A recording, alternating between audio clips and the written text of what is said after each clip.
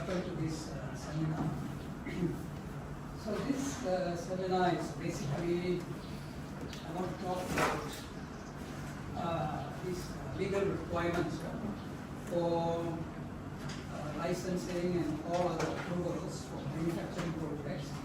So this is both for new manufacturing projects as well as existing manufacturing. So when we talk about new manufacturing projects, basically we are talking about setting up a new project, right? So it's a greenfield project. Whereas existing manufacturing projects, they are already on the ground, but they have not been licensed before.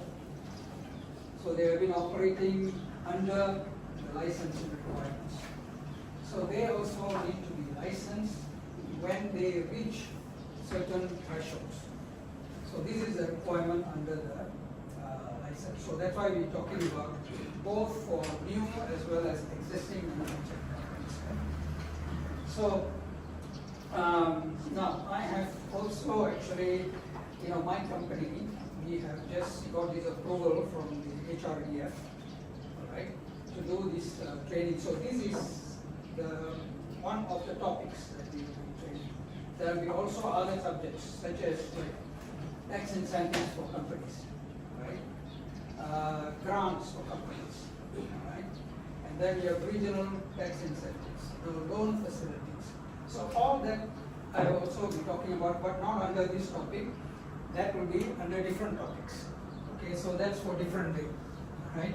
So for today, we will be just talking about these legal requirements for licensing and all other approvals. Right. So before I start, I just want to introduce myself. All right.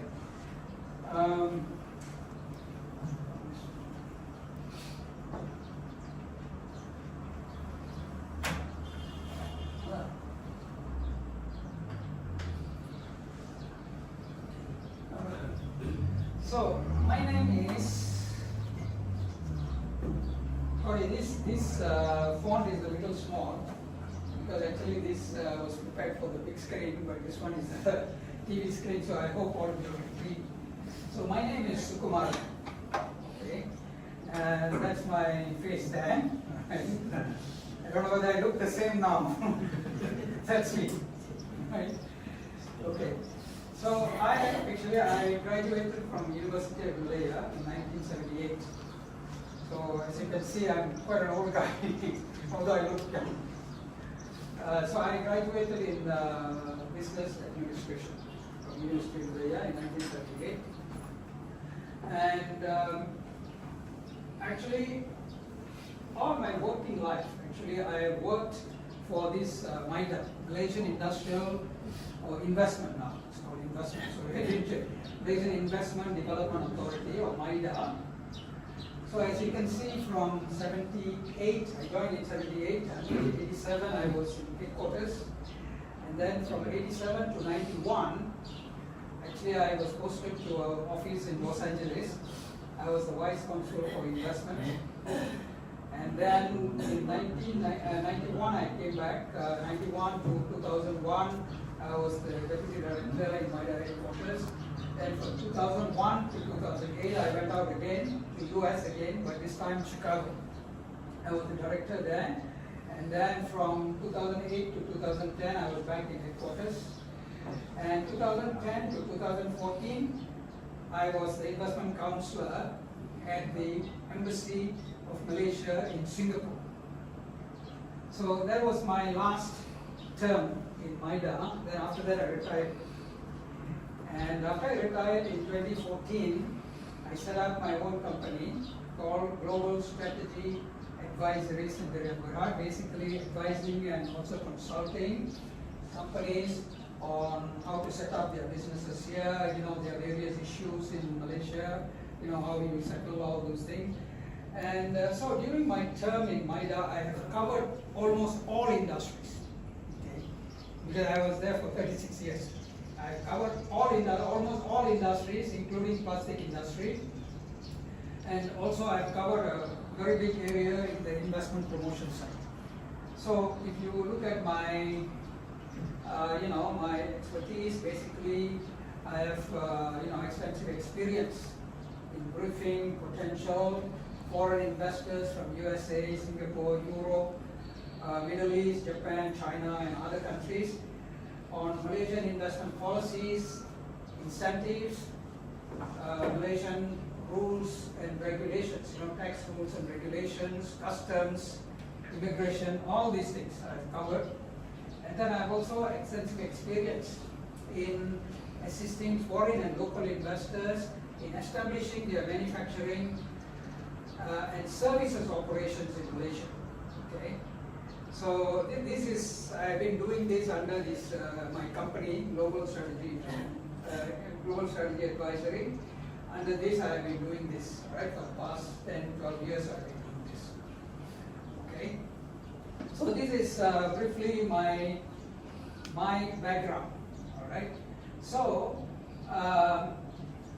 before I proceed, we have to do also a little bit of ice breaking, and therefore I thought I would just ask you all to just introduce yourselves a little bit, talk a little bit about yourselves, so we have a better understanding of who we are and who I'm talking to. So maybe we can start from Ho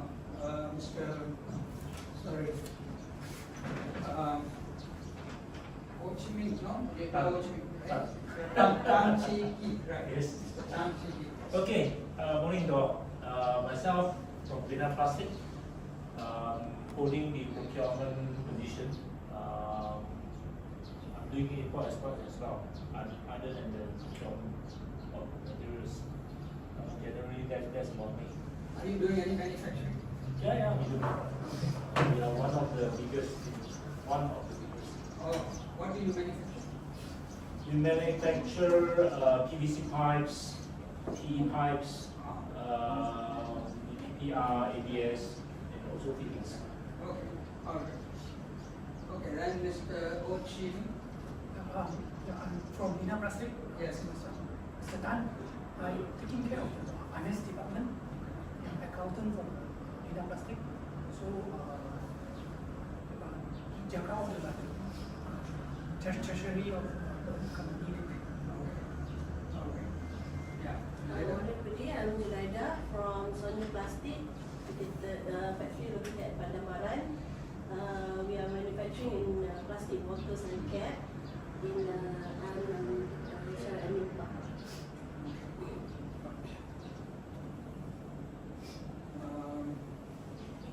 Next one, yourself, yeah.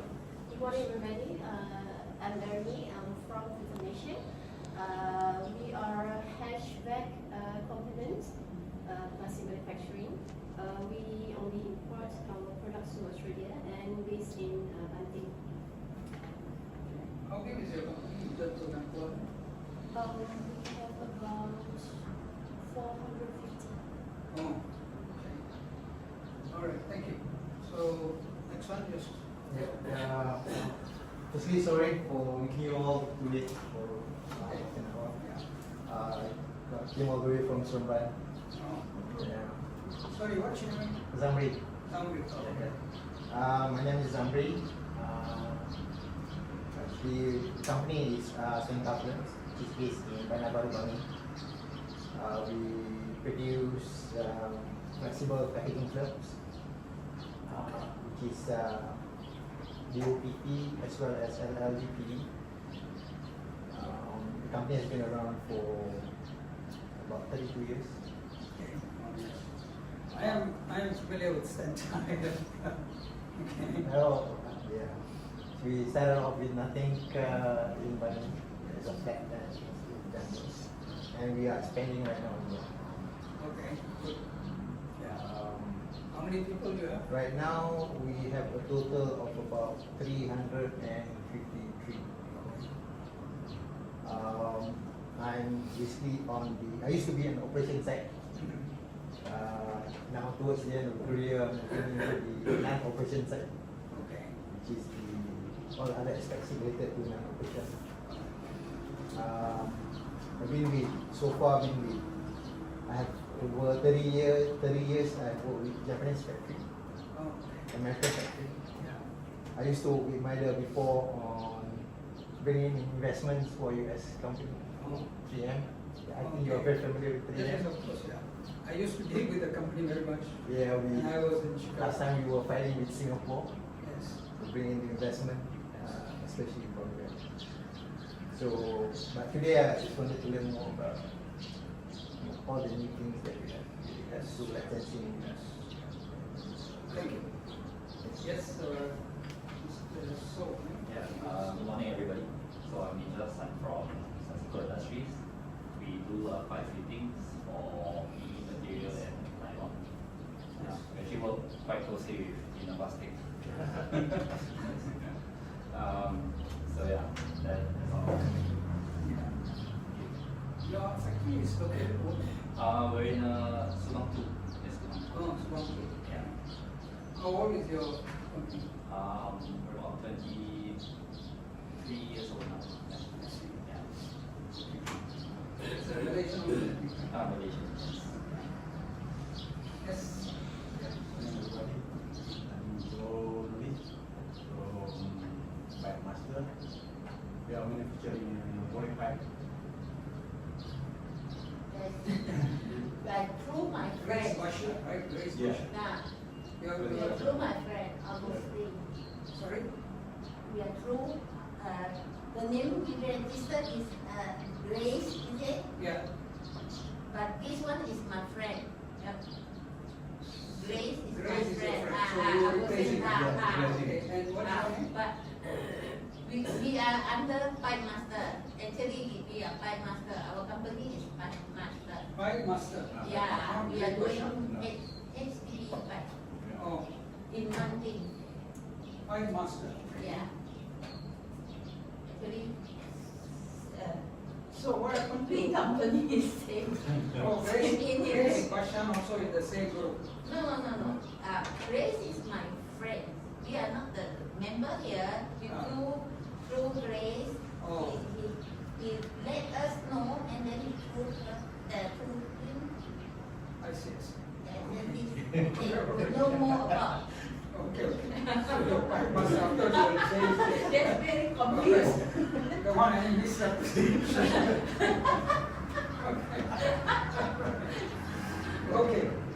All right, thank you very much. I think we have a few more people to come. We'll get them to introduce themselves when they come here, right? Okay, so I don't want to, waste everybody's time waiting for others, so we will proceed with what we have got to do.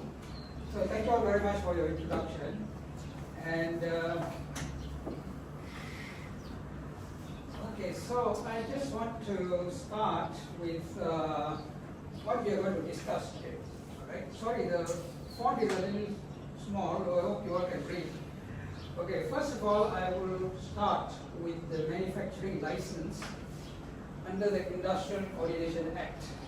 All right. Now, this is the act which was enforced in 1975, right? And this is the act under which all the approvals, all the applications are processed by MITA and approved by MITI, right? I'm sure you understand how this, this system works, right? Because all your applications you make to MITA, right? And MITA does all the work, right? And MITI takes credit. Sorry. Sorry. Now what happens is, we do all the applications, of course, together with MITI, and then you have, all the various other relevant government agencies sitting in the committee. We have Ministry of Finance, we have Income Tax, we have Customs, we have Bank Negara, a lot of these organizations sit there, and then they are, their representatives, basically they come there and put their inputs from their different, requirements, whether, like for example, Ministry of Finance, whether the project meets their requirements. So this is how the whole thing is evaluated. Of course, the evaluation is done by MITA and is tabled at this committee called the, at that time it was called the, different committee, I can't remember the name, but now it's National Committee of Investments, right? So this is where it's tabled, and and then they discuss and whether the project qualifies for a manufacturing license. So this is how it's done. Right? I will talk a little bit more detail about the Act. Okay. Now, then I will touch on the state government and local authority approvals. Because if you notice, the first one is at the federal level. Okay. So the second one is at the state level and also at the local authority levels. Local authority meaning, the town councils, the local, the environment office, the department of environment, the local customs, the local housing, and many other ministries and local agencies are involved. So this is the second one. So the third one is also an important and quite informative thing for you all, would be the Royal Malaysian Customs Department approvals. What are the various, these approvals that are required from the Royal Malaysian Customs, and more importantly, what are the procedures and documentation that are required for these various approvals. This is a very important area for everybody to understand.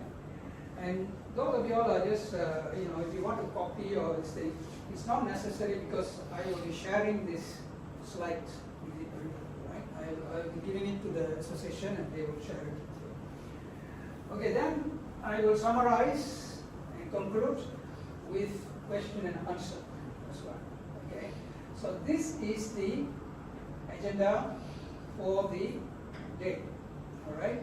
Now, very interestingly, for the first one, I will also have a case study for you. Okay.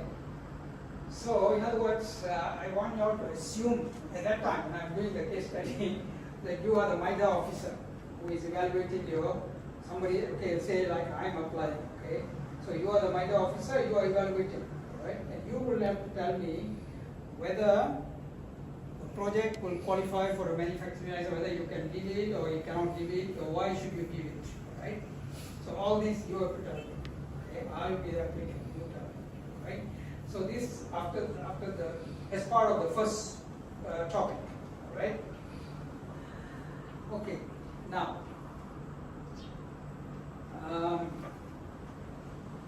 Okay, what actually will you be learning out of this session, all right? So what we call as learning outcomes, all right? So by the end of the session, the participants will be able to, all right? So I will be able to tell you that this is what you are here for. Learn and understand the various provisions in the laws in the country at the federal, state and local authority levels governing the establishment of manufacturing projects in Malaysia, okay? So as I said, this training is only for manufacturing. So I have another training that is for service projects. Service projects is like tourism projects, education projects, logistics projects, regional operations, that kind of thing. But that's a different subject. Today we are only talking about manufacturing projects. Okay. Then you will also learn and understand the various provisions in the laws for the expansion and diversification of manufacturing projects in Malaysia. Okay, so that's the next one you will learn. Number 3, you will learn the various government departments and agencies that you need to deal with, okay, and the procedures involved in getting the approvals. Right? So you will learn this part here, it's important, right? Mr. Kumar, Yes. do you mind to elaborate what you mean by manufacturing projects? Yes, very good question. When I go through the next slide on the manufacturing, I will tell you exactly the definition of manufacturing under the Industrial Coordination Act. Okay, so number 4, you will learn the compliance issues imposed on these licenses and approvals and how to fulfill, all right, these requirements. Okay, so this is what we are going to learn today. So in other words, in a gist, 1 to 4 is what you are here for, okay, to learn all these things, right, your outcome.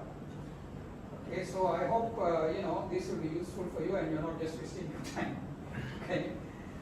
All right, so far any questions? Okay, now there are no questions, so I will go into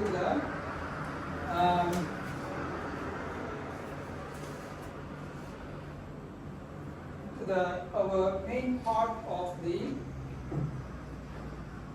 so this means we are going to the next section. Okay, manufacturing license.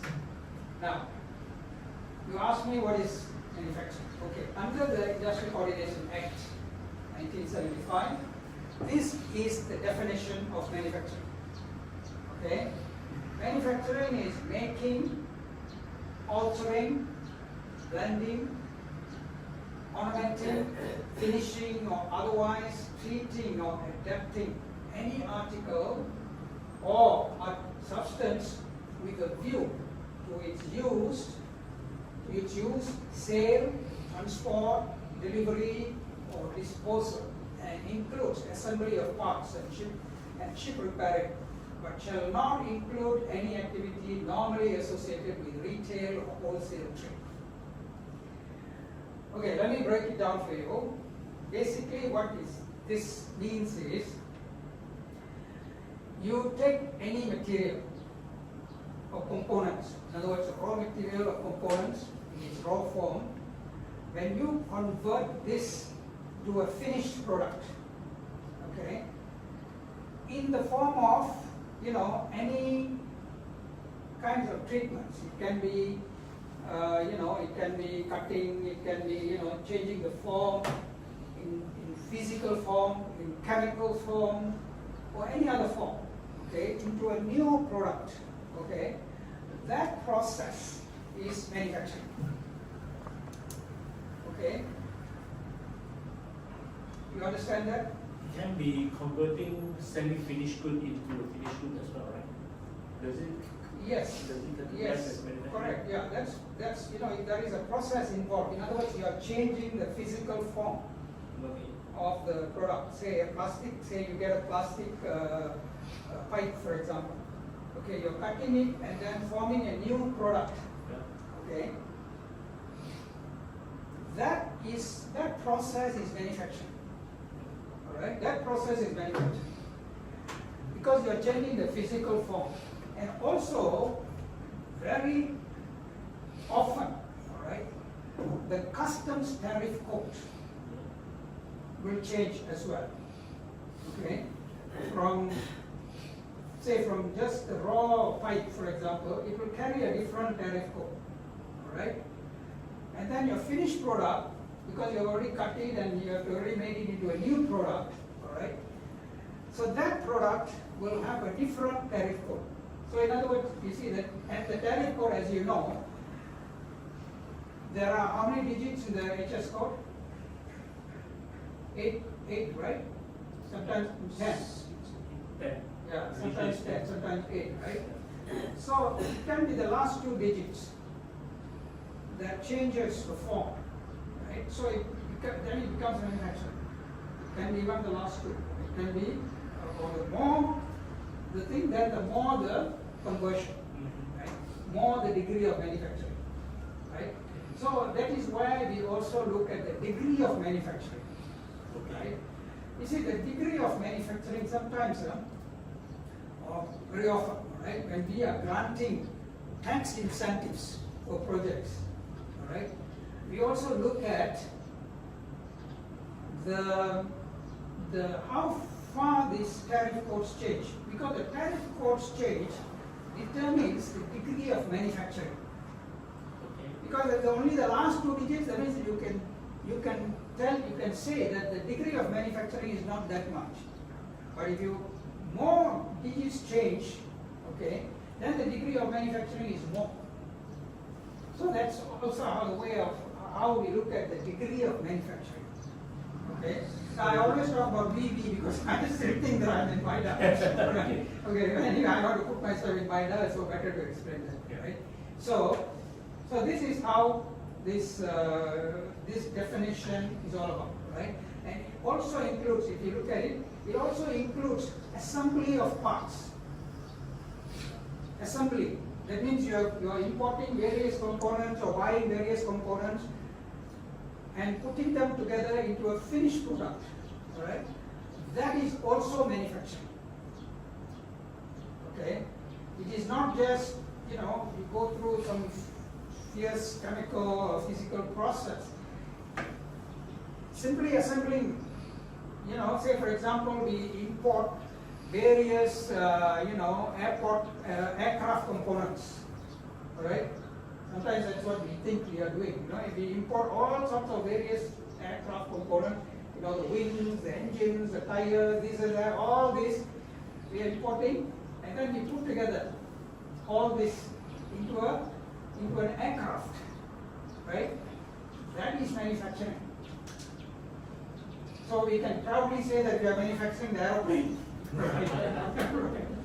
But it doesn't really mean manufacturing. Right?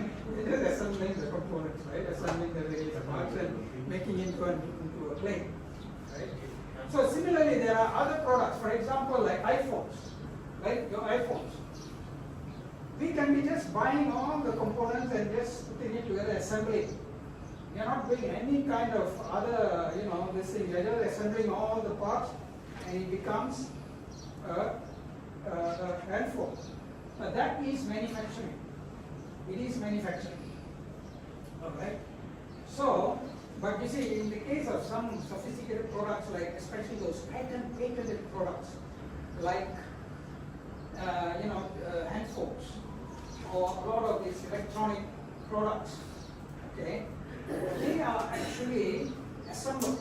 Most of the time it's assembled, right? And if you look at our history on industrial manufacturing, this is how we all started. We started with importing a lot of components or just buying a lot of components, and then they just do the assembly, okay? So this is how we started our manufacturing, which is basically very basic manufacturing, and it doesn't require a lot of skilled workers and all that. At that time, this is how we started. All right, this is how we started. Yeah, please come in. Yes. Yeah, there's some chairs there.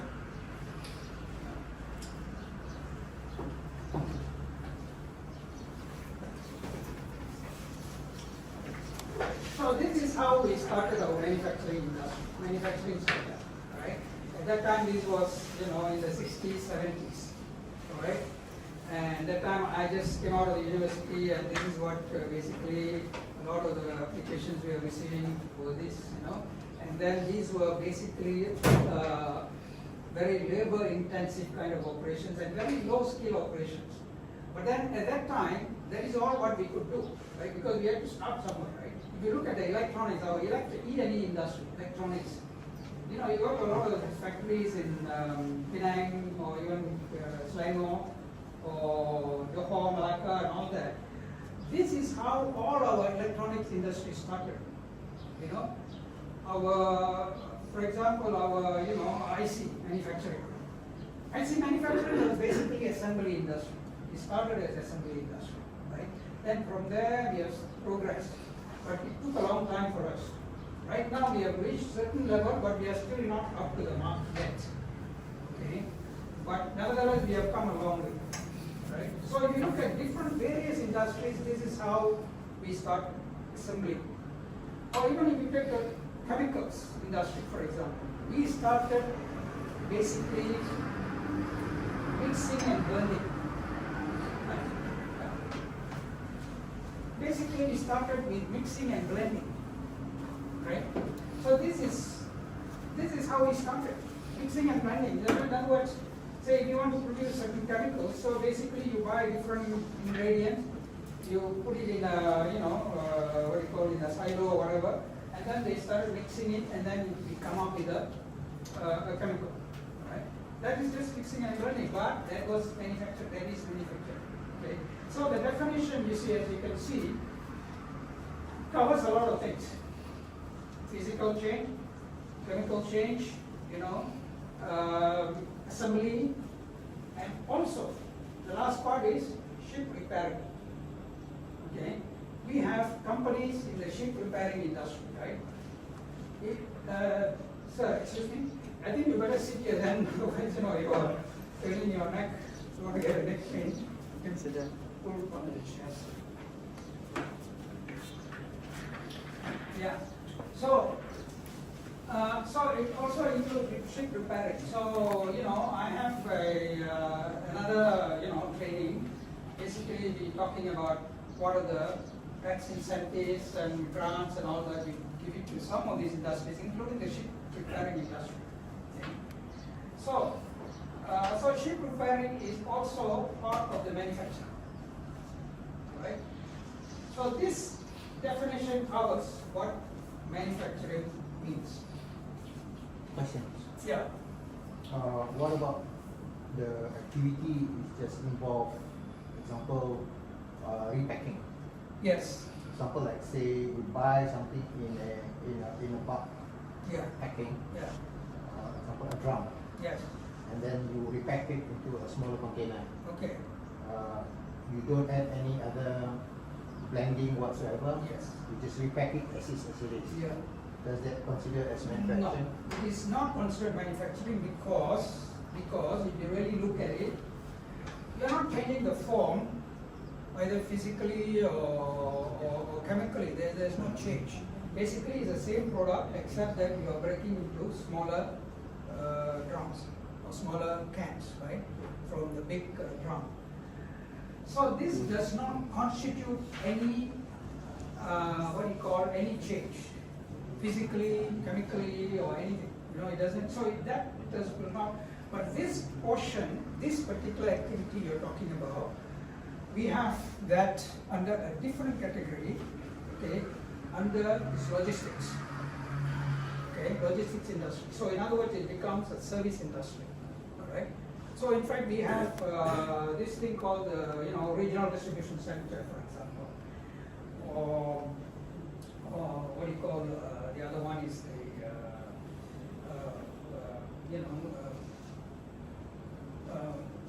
procurement center. I can't remember the real term. But this is so basically what these people do is they bring in big bulk items, either from overseas or by local. They bring it into this facility. They distribute for the purpose of distribution. For example, somebody brings in large quantities of certain chemicals, for example, to this facility, okay, in order to distribute to this region, not only this country but region, all right? So what they do is they bring it in big bulk like this, and then they break it into smaller portions, and then they distribute, right?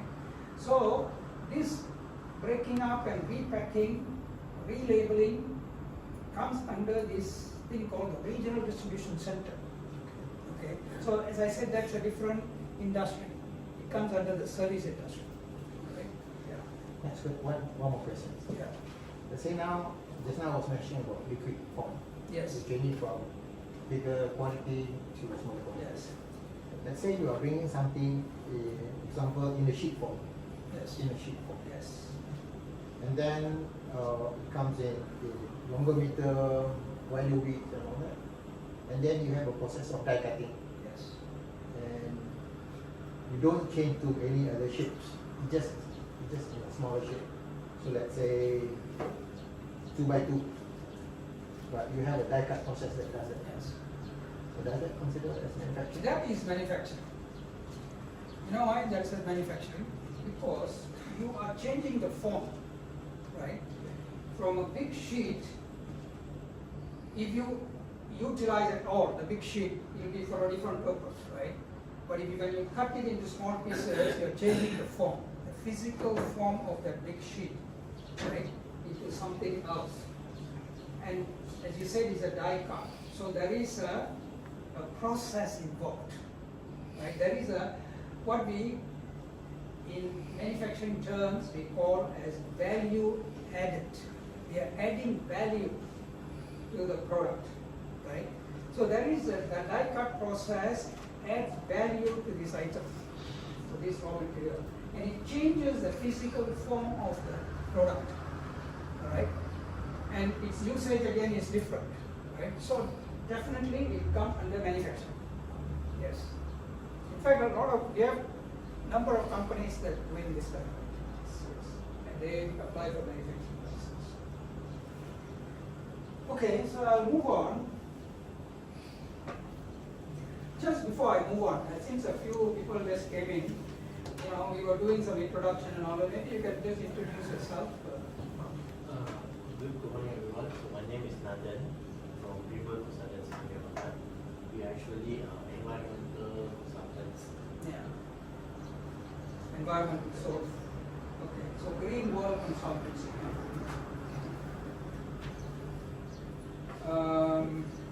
And you have each one. Okay. From Green World Consultancy Green Seminar. World also. Okay. And three of you, right? From Azaliza, right? Azaliza. So, where is your company located?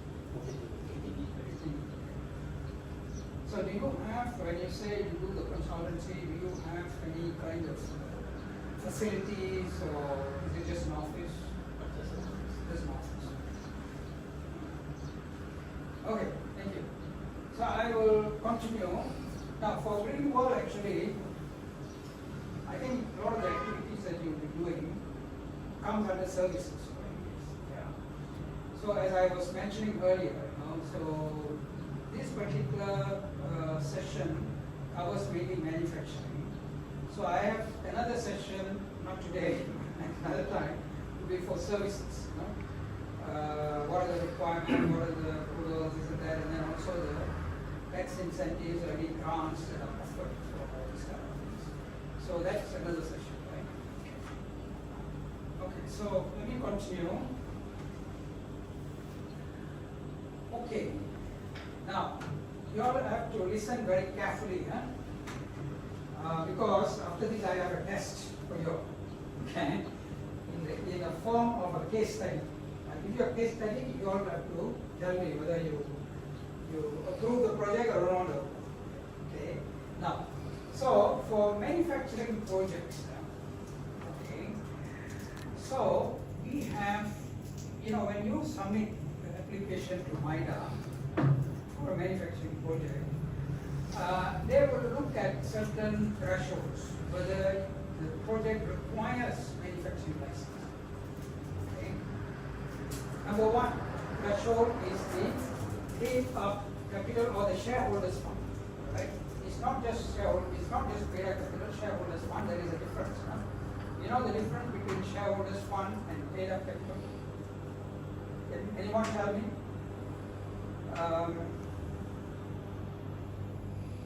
Sorry, you're Miss Chung, right? Yes. Yeah. Please, can you tell me what's the difference between shareholders fund and paid-up capital? We have capital is departing for form the company, run the company business. Okay. For the shareholder funds, then you can add the retained earning and then your what Reserves. Reserves and all. yeah, all the assets. Not assets, Not not assets. assets, no. It's only financing. Financing for. So in other words, paid-up capital is, as you know, paid-up capital is, okay, when you start a business, you pump in certain amount of money. Okay? That is the paid-up capital to run the business. Before you do the borrowing or all other kinds of financing, you have to have your paid-up capital, your capital, right? Basic capital you must have. That is called the paid-up capital. Whereas shareholders fund is different. Okay? Shareholders fund is more than paid-up capital, right? So that will include, let us say your company has been in operation for 2 years. So you would have accumulated certain amount of reserves or retained earnings where you did not distribute that one to your shareholders, but you keep it in the company for future expansion, right? So that reserves. So after 2 years, you reserve. You have earned, you have accumulated these reserves. So that is reserve. So that also forms part of the shareholders fund, right? So that's why it's different from what you call paid-up capital, right? So this is very important. Okay, so in my case study, I will touch on this, right? So your shareholders fund must be minimum 2.5 million ringgit. Okay, then you have to apply for a manufacturing license. Okay, But at startup, if you start it up, yeah, you do not have the retain. yeah. So for a startup, you'll not have retail. So will your paid-up capital and shareholder fund the same? Yes. At startup? And in that instance, yes, it's the same. It's the same. Because you cannot start up With the retain for without retain manufacturing earnings. license. Correct, yeah. So when you start, obviously you don't have retained earnings or reserves, right? So you start with the paid-up capital, which is equivalent to your shareholders fund. Right. Okay. So in other words, this shareholders fund anything more than paid-up capital is applicable for existing companies. Remember my title, I talked about for new companies and existing companies. Yeah. So that's when I want to talk about that. Or employment 75 people or more. Okay. Now, this one I have to explain to you. What do you mean by 75 full-time employees? Okay, full-time employees. Full-time employees here means, right? It means they must be working at least 6 hours a day. Okay, 6 hours a day for 20 days a month minimum. Okay, these are minimum, right? For 12 months a year under the company's payroll. Okay, so there are few parts here. Number one, every day, per day, working hours is minimum 6 hours. Minimum number of days per month is 20. Okay, and minimum number of months in a year is 12. Okay, and they must be in the payroll of the company. In other words, if you have a contract job, contract worker, or a casual worker, they are not considered as employed full-time employees. You follow? Okay. If you have any questions, please ask her. So this is what it means by employment 75 people. These are under the ICA. Yeah. This is different to the People Resource Department definitions of full-time employee under the labor law. It could be different because what they are looking at is different purpose, for different purpose, you know, for granting the work permit or whatever it is, you know. But here, as for the purpose of granting a manufacturing license or under the Act, if you want to follow the Act, this is the definition you have. Okay. Other acts might have different definitions, but for the purpose of getting a license, this is a requirement. Okay. Now, the next one, okay, what happens if the company's shareholders fund is less than 2.5 million or employment less than 75 people? What happens then? Then your company is exempted from manufacturing license. So that means you don't have to apply for a manufacturing license. You follow?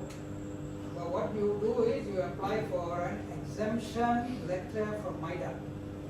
Okay, why is it important then? Why I keep my paid-up capital below 2.5 million and then my exemption, my employment is below 75, and I'm fine, I can just operate without applying, without going through all this hassle, right? Why do I have to apply? There is a reason. Number one, of course, the obvious reason is you cannot remain as a small company, right? If you want to expand your operations, obviously you require more capital injection into the company, more employees in the company, right? That is when you expand, that's what happens. And so when you touch all these thresholds, you have to come under the act, number one. Number two, you see, the manufacturing license gives the company some kind of a credibility, right? So if, let us say, you want to supply your products to some MNC, for example, okay, or you want to export to US or European big markets like that your customer wants to see whether your company is properly licensed or not, right? Or you're just operating there, somewhere without any approvals, right? So this helps, right? So if you are licensed manufacturer, a licensed company, this gives the company the credibility it needs in order to do your marketing, right?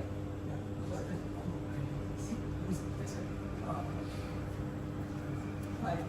Yeah.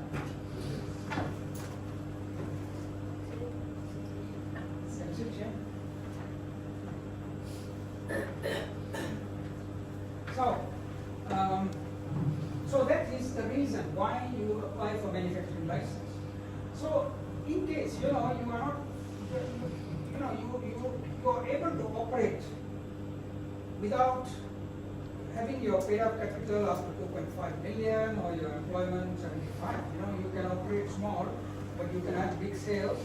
Okay, you can still supply to big MNCs and whatever, right? But you don't qualify for the license, right? So in that particular case, you can get an exemption letter from MIDA, right? From MIDA, an exemption letter to say that, okay, my company is, it's exempted and all that, whatever. So the MIDA will give you, okay, you are exempted from the license for the time being. So that letter is good enough for you to do the same thing, right? So this exemption letter is important, right? So now recently I was doing this for a company. Because they do not reach these thresholds, and therefore MIDA says you don't require, we cannot process the license, but we give you an exemption letter. But when I was in MIDA, things were a little bit easier. We can do it a bit easier in the sense that, okay, if you do not reach these thresholds, we will give you an exemption letter. But now, at that time, when I was applying for this exemption letter for this company, MIDA tells me that, look, this company has to have this business license from the local authorities. Okay, business license, which I will cover later, right? And for business license, it's a whole, long list of requirements there. It's not so easy to just to go and get a business license. There are lots of requirements there, right? So therefore, the company is not able to get this exemption, this business license as yet. It has applied, but it will take time.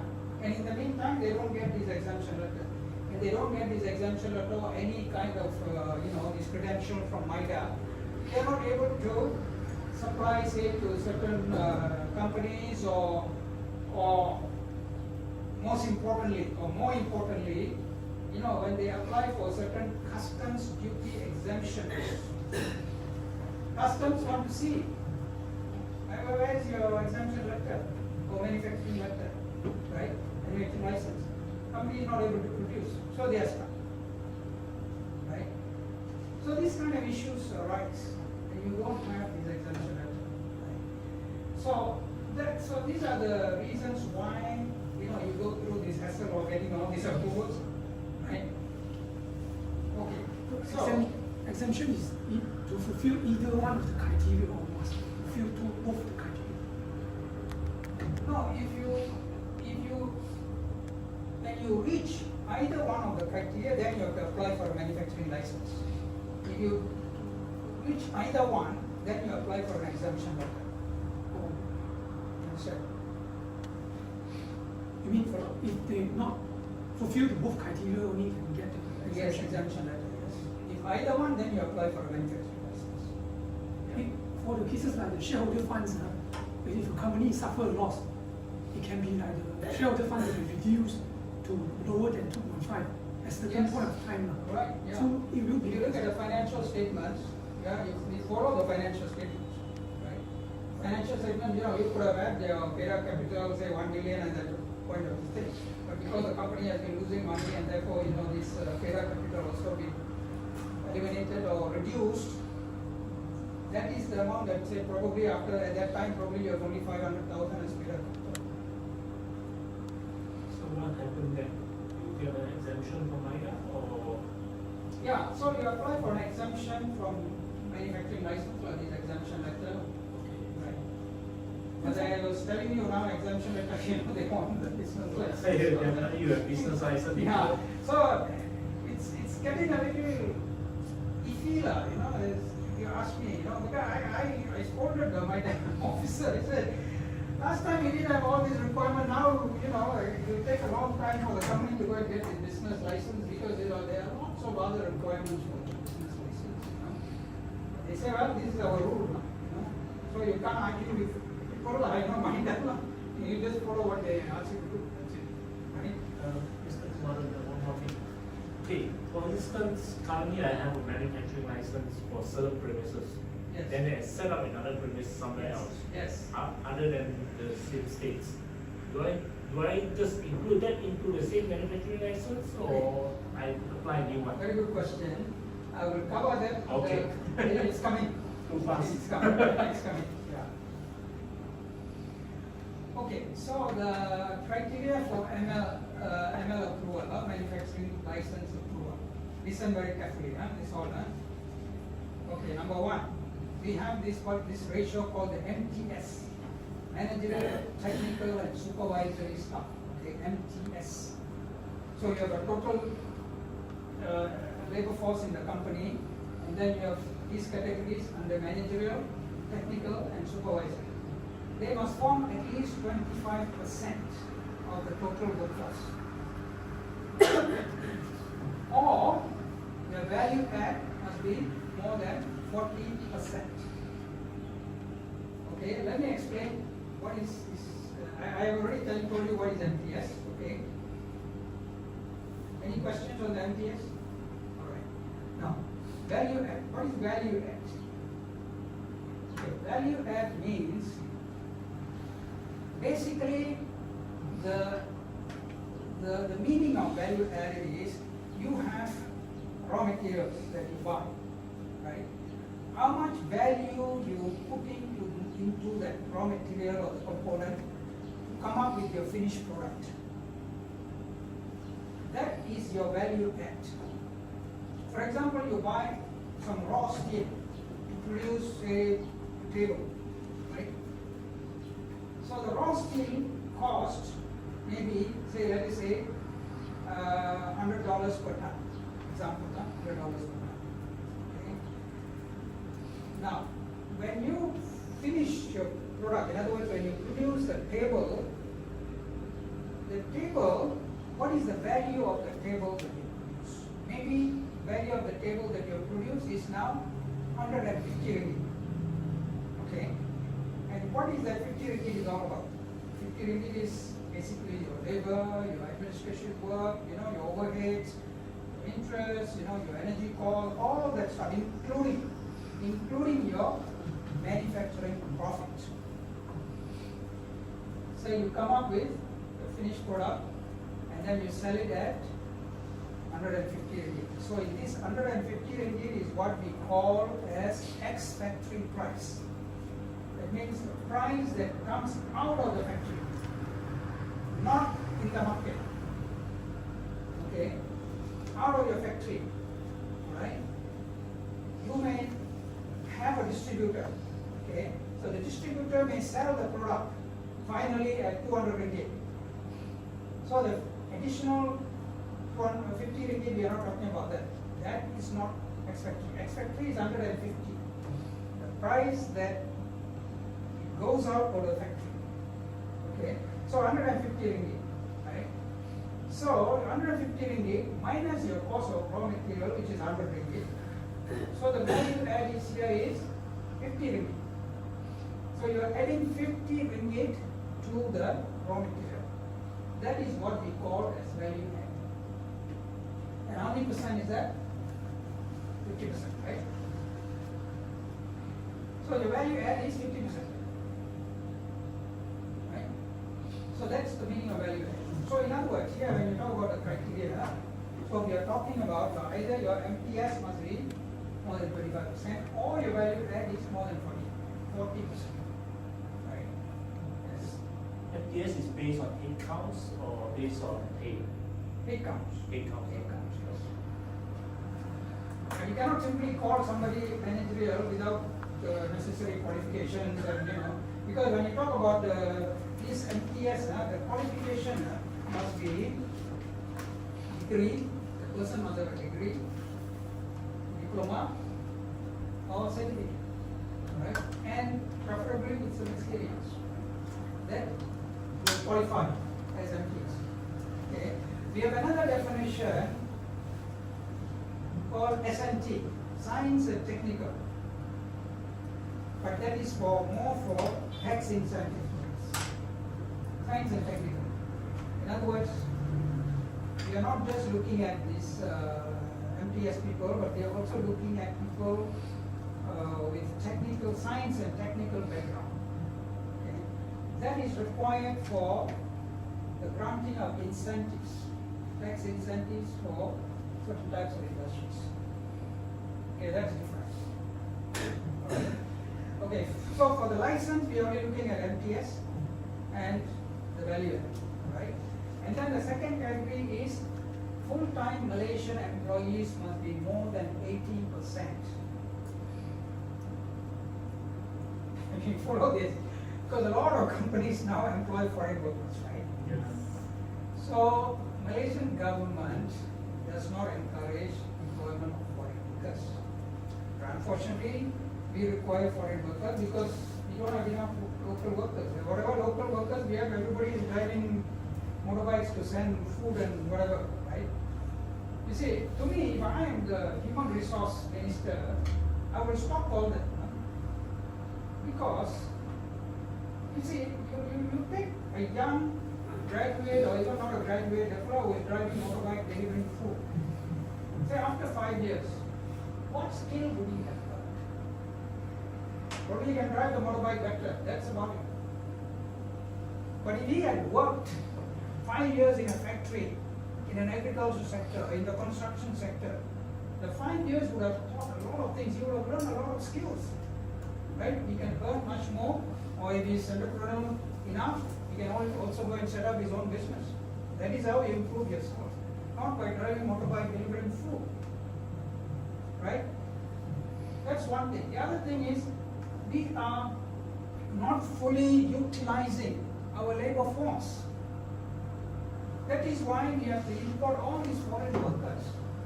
If our young workers, are able to do all these things, why do we need foreign workers? We have enough workers here. The only thing these fellows don't want to do this kind of work.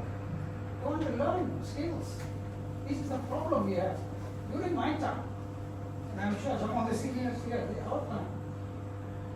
Like myself, I came from a very difficult background. During my holidays, even school days, whatever work that I can get, I go and do. I don't care, because I have to survive. I have to pay for my school fees, pay for my books and this and that, like that, right? So we were willing to do any work we can get, we could get. But now, our youngsters are not like that. You see, they're all spoiled, if you ask me. They just want to drive motorbikes around. So, this is, as far as I'm concerned, our government does not have a good policy, human resource development policy. You see, we are wasting our human resource and importing all these unskilled foreign workers here who not only are not able to, because of that we are not able to upgrade our level of skills in the industry. Also, what do you call, what do I want to say? Yeah, we are not able to improve our level, that is, we are still remaining as a middle income country, we are remaining, we are not technologically advanced, So besides not, having a proper, labor resource development, we are also not able to develop fully, right, technologically. So we always remain low because we import all these foreign workers who come here and also cause a lot of social problems. Right? So our policy, if you ask me, is wrong. Something is not right. We are not doing it right. For different purposes, I think, in my opinion, a lot of the times it involves money. Right? Everybody is making money out of these foreign workers. These poor fellows come here and pay for everybody's pockets, to fill out everybody's pockets, right? They don't realize what's happening to our country. See? So, that is why Malaysian government, we say that we don't want more than 20% foreign workers in our factories or any businesses, right? We want local workers. But as I said, unfortunately, these people have no choice, because we can't get workers, and therefore we have to have these foreign workers. So actually, the government gave some exemption or some, extension of this requirement until end of last year, December 31st, 2024. What they call the multi-tier, system, something like that. Right? But I do not know whether that has been extended, but I don't think so. Which means, if you set up a manufacturing company, you have to employ at least 80% of your workers to be local workers. Right? If you can't find workers, then what you got to do is to mechanize a lot of your operations. You don't have so many workers. Simple as that. Right? That is the only way for us to move up. Otherwise, we remain as a low value added country, low skill country. We don't want that, right? Everybody is moving up so fast. We also got to compete. Any question? Or anybody don't agree with me? Very agree. Barely agree. Barely agree. So you don't agree with me? That one we can discuss later. Alright. Okay. So, the other requirement, is another very important, which is related to what I was talking about, is capital investment per employee must be minimum 140,000 ringgit. Okay, what does this mean? CITE. Okay, so capital investment means all your capital investments into your fixed assets, buildings, machineries, and all other things that are capital in nature, okay, not working capital, all right, and not land, excluding land, all right. So this is what we call by capital investment, right. So if you take all this capital investment and then you divide by the number of workers you have in the company, everybody from management to factory level, right? You divide that, and if you cannot get at least 140,000, that means it shows that capital investment per employee 140,000, right? If you cannot reach that, then you will not qualify to get your manufacturing license. Okay. Now this is part of the policy of upgrading ourselves. In other words, we don't want labor-intensive industries. We don't want labor-intensive industries, right? Because if you have, say, capital 1 million, all right, if you have 20 workers, What's the CIP? Anybody can tell me? 1 million divided by 20. 1 million divided by 20. 50,000. Still not enough, right? So let us increase it to 10 million, right? 10 million divided by 50 workers, let us say. Then 200,000, right?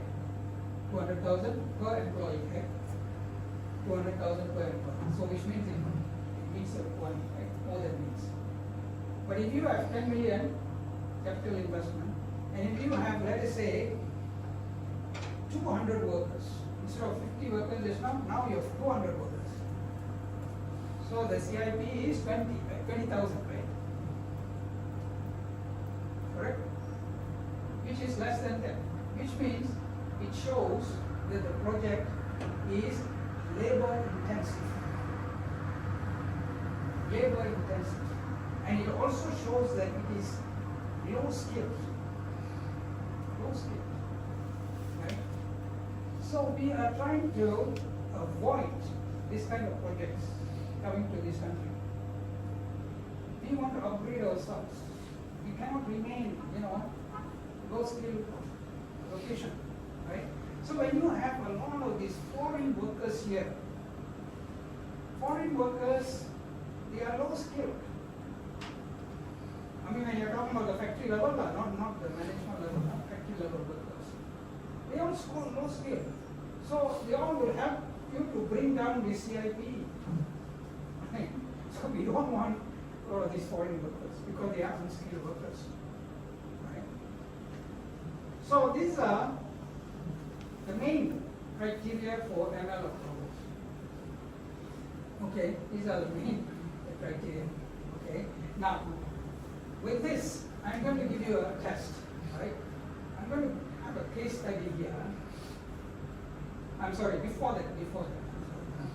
Okay, there are other related approvals that are required. Of course, the other related approvals meaning, from regulatory agencies such as MOE, health, and all those things. Okay, those go through that approach. Okay?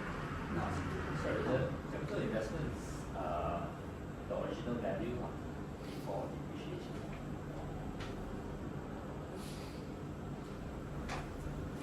at the time of the application, what is the value? So it's after depreciation. Yes, yeah. Oh. Because we already look at your financial statements. Oh. The financial statements. What is the? Because the financial statements will tell you what is the net value of your assets. Right? Okay, I'm going to give you a case study here, right? Based on this one, all right? Now, as I said, assume yourselves, you all are MIDA officers. You're sitting there, and somebody is applying for a manufacturing license. This is company XYZ. They are applying for a manufacturing license to MIDA. And you are the evaluation officer. And this is an existing company. They are going for an expansion. They are going for now coming for license, right? So the company set up in 2020. It's a new company set up, right? And they are set up in Nila Industrial Estate, right? And their paid up capital is 800,000. This was in 2020 when they set up, okay? And they took a loan of 1 million, and therefore the total project cost is 1.8 million. Their fixed capital expenditure, excluding land, is 500,000. Because at that time they had no reserves. The employment they started with local 10, foreign 5. And their MTS is 20%. There is only 3 workers out of the 15 under this category MTS. And their total ex-factory value is 1 million. And total raw material cost 700,000. Okay. Now, in 2025, they are going for an expansion. Okay. Same product, everything all same, but they are just expanding the operation. Still same location, Nila, right? And their paid up capital has now been increased to 1.2 million ringgit. Total loans increased to 1.5 million. And And total project cost now is 2.7 million. And fixed capex, fixed capital expenditure is 1 million. Reserves, okay, they have been able to build up the reserves over the 5 years to 600,000 ringgit. Right? Employment they are able to increase to 50 locals and 5 foreign. Foreign remain the same. Local increased to 50. Okay. The MTS also increased to 25%, or 14 of their 55 workers is now fall under this MTS category. The total ex-factory value 2 million, and the total raw material cost is 1.3 billion. Okay. Now, so if you look at the total, the last column, the total, patient the same, Mpma capital now is 2 million, right? Okay, in other words, their shareholders fund is 2 million. Okay, loans 2.5 million, project cost 4.5 million, fixed capex, okay, is 1.5 million. Okay, basically you add up the column 2 and 3, okay, then you get column 3, column 4, column 3. Okay, reserves 600,000, employment total now 60 local and 10 foreign. Okay, MTS. Okay, MTS out of the 70 workers total, 24% fall under MTS category. In other words, 17 of them. Right? And total ex-factory value is 3 million, and the total raw material cost is 2 million. Okay, now questions. Number 1. Is XYZ legally required to apply for manufacturing license under the ACA 1975? Can somebody tell me whether they are legally required? They are not legally required? How many of you say they are not legally required? Can you put up your hands, please? Not required, not required. 3 of you. So the others? 4 of you. The others? Sorry, at the start, is it?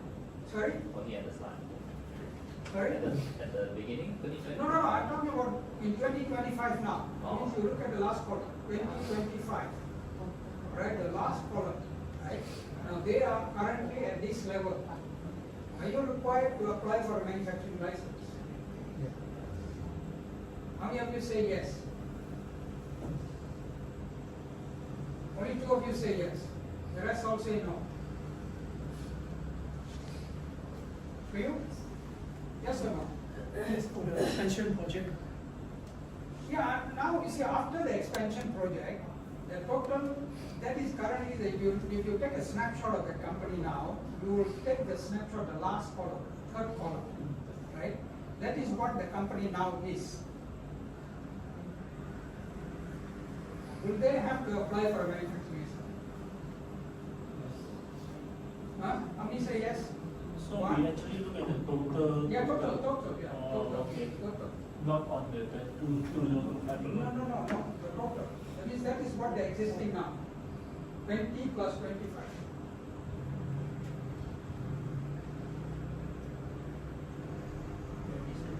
How many of you say yes?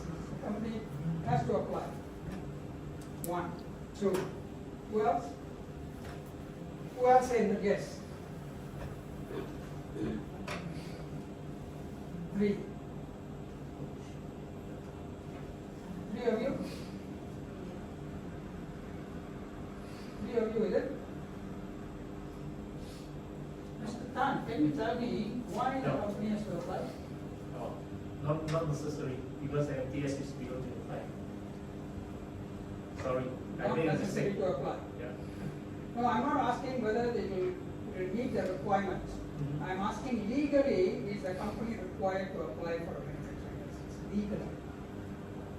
Legally. No. No, they can get exemption. If you strictly based on MTS, it's being. No, I'm not talking about MTS or anything, I'm talking about legally. Just now I talked about the thresholds under the Industrial Coordination Act. Okay. Okay, based on that, is the company required to apply for a manufacturing license now in 2025? In other words, you look at the last column, this is a situation, company situation, do they have to apply for a manufacturing license? Yes. Yes? They can, because their shareholder fund is 2.6 million, Okay, more than 2.5. okay. Anybody else? Anybody else? Have to or don't have to? Don't have to. Don't have to. What about you? When I'm looking at the paid-up capital, which is the shareholder funds, Yeah.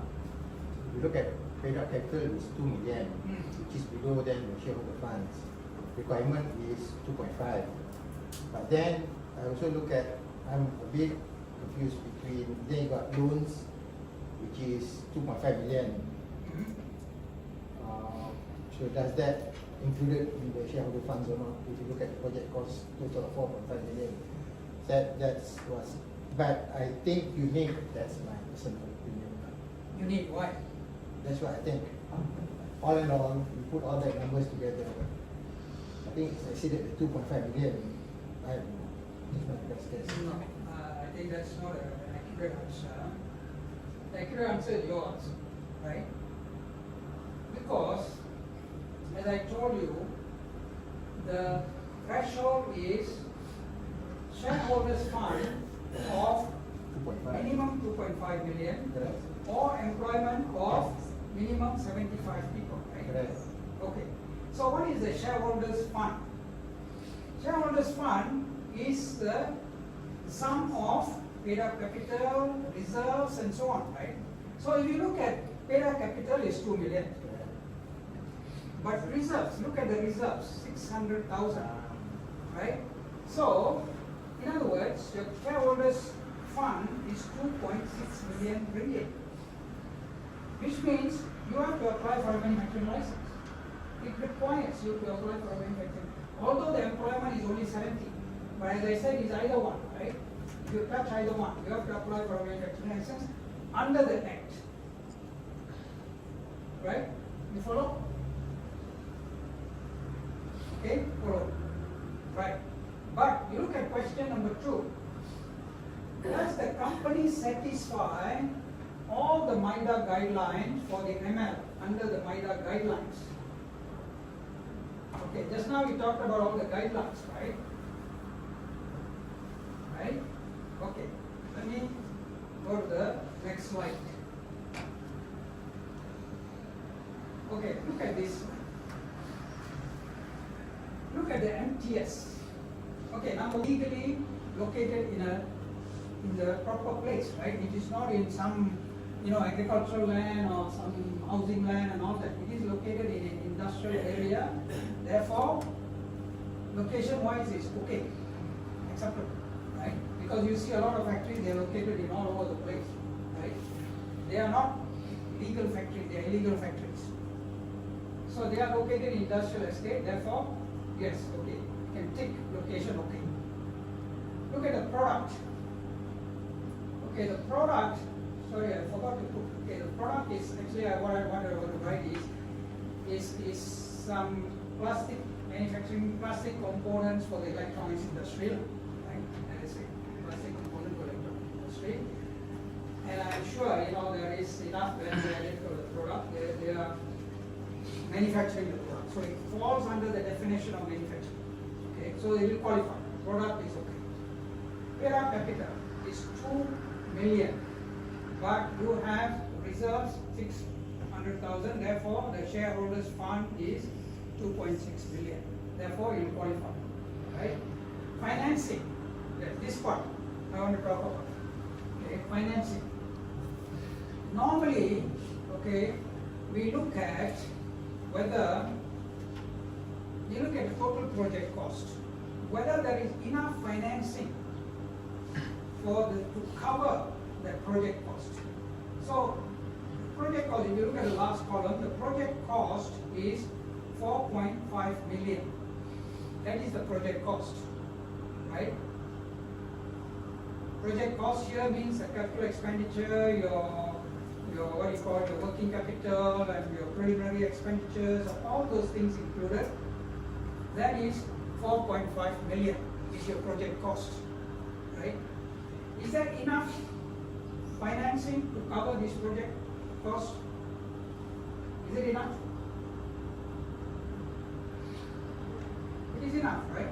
Because you have paid a capital 2 million, you have loans 2.5 million, and then you have fixed reserves 2.6 million, 600,000. Therefore, it's more than enough to cover your project cost. Therefore, it's okay, right? So it's a genuine project. They are not simply bluffing, right? It's okay. Employment. Okay, employment is 70 people, right? Now, out of these 70 people, foreign workers form 10 people. So locals form how many percent? 60 divided by 70. It's approximately 85%, right? So as I mentioned earlier, it must be at least 80% local, right? So in this case, we have 85%, right? So, okay, foreign workers, okay. CIPE, yes. Look at the CIPE. The last column is only 21,000. Therefore, it doesn't meet the requirement. Right? CIPE doesn't meet the requirement. Look at MTS. MTS, the last column is 24%. But it must be at least 25%, right? So it doesn't meet the requirement. Okay, it doesn't matter, MTS, because it's either MTS or value add. But you look at the value add. Value add is only 33%. It doesn't come up to 40%. So both MTS and value add fail. Right? Which means this project cannot be approved for a manufacturing license. Correct? Everybody understand? Anybody has any questions on this? It's very important, when your company asks you to make an application, you have to advise your management, right? That these are the things, whether we will qualify or not, please, this is the thing, you let the management decide. Okay?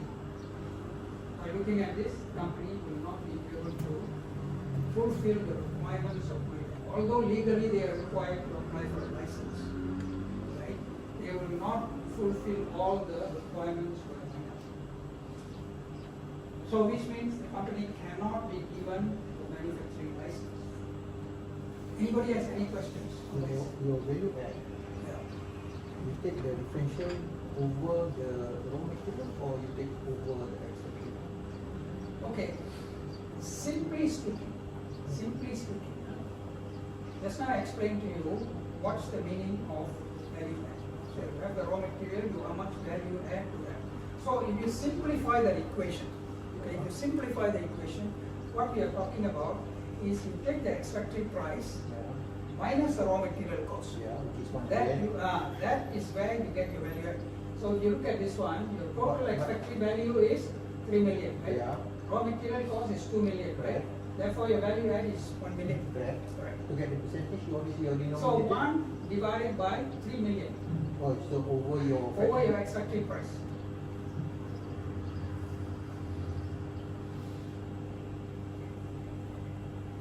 Any other question? Clear? Huh? Typically, they are they are not those people this thing, they are not qualified. They are not qualified. What is it? So you go to the third question. Okay. What should the company do if it does not qualify for their help?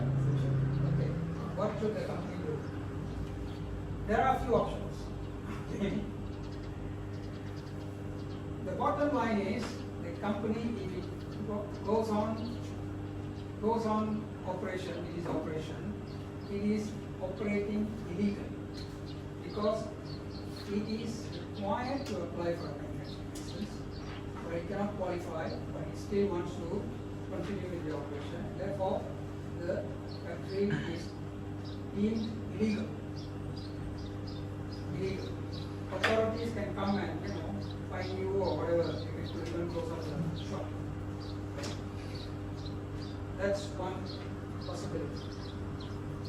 The other possibility is, of course, the company has got to do something about it. Where are the areas that it is not complying? For example, like the value add. Can you do something about the value add? Okay, maybe, increase the, or look for alternative raw material supplies, or, do something about the price of the raw material. Look for a cheaper source, things like that. Therefore, the value add can increase, right? It is not so easy to increase the the CIP, because then you have to invest, right? That's more difficult, right? But it has to somehow comply, I don't know how, maybe you mechanize the operation and therefore you reduce the number of workers, right? So they have to do something, to comply. Otherwise, they keep on operating like that, and then you see all these enforcement agencies, local authorities will be going after you. Right? So that's answers the question.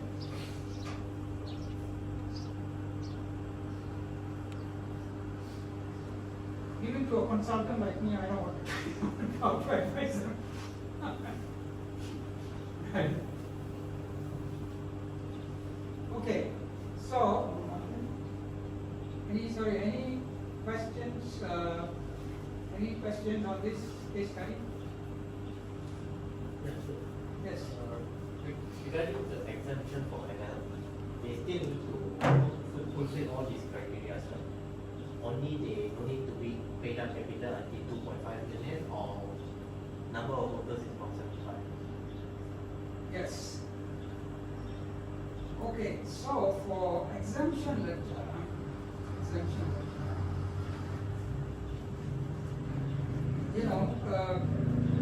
basically, they don't have to comply with all these conditions, except that they, as I said, the new requirement, they have to get the business license, which means they don't have to comply with FTS and, value add and things like that, right? So, as at this point, they don't have to comply with all this. That is why they are exempt. They cannot comply with all this. Okay.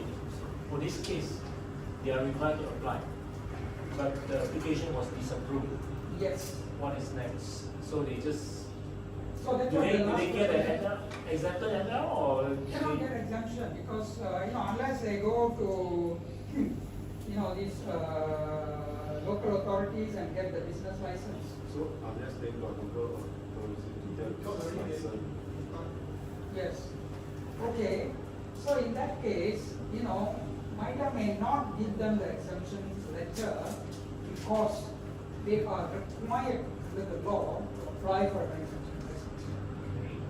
They are required, except that they are not complying with the conditions. And therefore MITA may not give them, the exemption letter. okay? Yeah, they may not give the exemption letter. So Because legally they are required to apply for it. so the company will be operating without NL, Without ML, without exempted NL. without exemption. So Okay. they are. So you are illegal. You are operating on illegal basis, Illegal basis. and that's then what you I can get a said. penalty for operating on illegal Right, basis. that's what I talked about the last question, You asked the last question, what do we do, what do next, So, that's why I said, the company has got to do something about it. Yeah, but some of the requirement is not so easy, like you want to invest or you want to cut headcount. It's not something you can do overnight. Okay, so this is the spirit of the whole thing, as I said. The whole idea is the government is trying to upgrade our industries, not remain labor intensive industry. So which means they have to go more into mechanization, automation, right? And therefore you don't need so many workers. So you can cut a lot of workers, and invest more on capital equipment, those, those mechanization and all that. You increase your capital expenditure, you reduce your labor force, then you can, the CIP, you can raise the CIPE, right? Yeah. So as I said, so you have to do some adjustment. See that's basically that's what the government wants you to do. Not continue operating as a low skill operation. Because otherwise our country cannot develop. Yeah, totally agree. Totally agree. It's just that some of the things I know it's difficult, take but time you know, it's to frustrating, but what to do? Okay. Yeah. Yeah. Yeah. Let's go. Next one. Yeah, even at that time, you know, when I was a young officer doing this, I had a project from Singapore. They want to do this chili sauce manufacturing from Singapore. I took it to the committee said, no, we want this. I said, you know, what's wrong? You know, it's investment coming into this country. And, you know, it's okay, you know, I mean, it's a foreign investment, so what, you know, they say, yeah, that's one thing, but at the same time, you know, this chili sauce and all that, we own so many companies here, you know, we can do, local companies can do chili sauce, you know. It's not, you know, technically, there's nothing there. You simply employ workers, you know, this and that and all that, you know, they say, it's up to you all now, what can I do? I'm only a officer, evaluation officer. So that's why when it goes to the committee, you know, you have to understand, you know, the officer has got to answer all these questions. Okay. All right, so. Sorry, the fixed capex, buildings is included. Yeah, of course.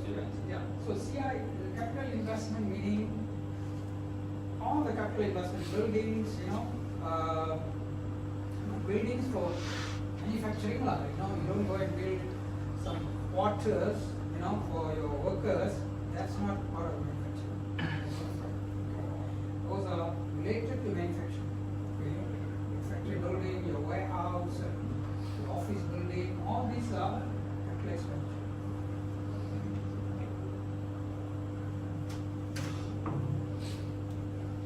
Okay, yeah, I move on.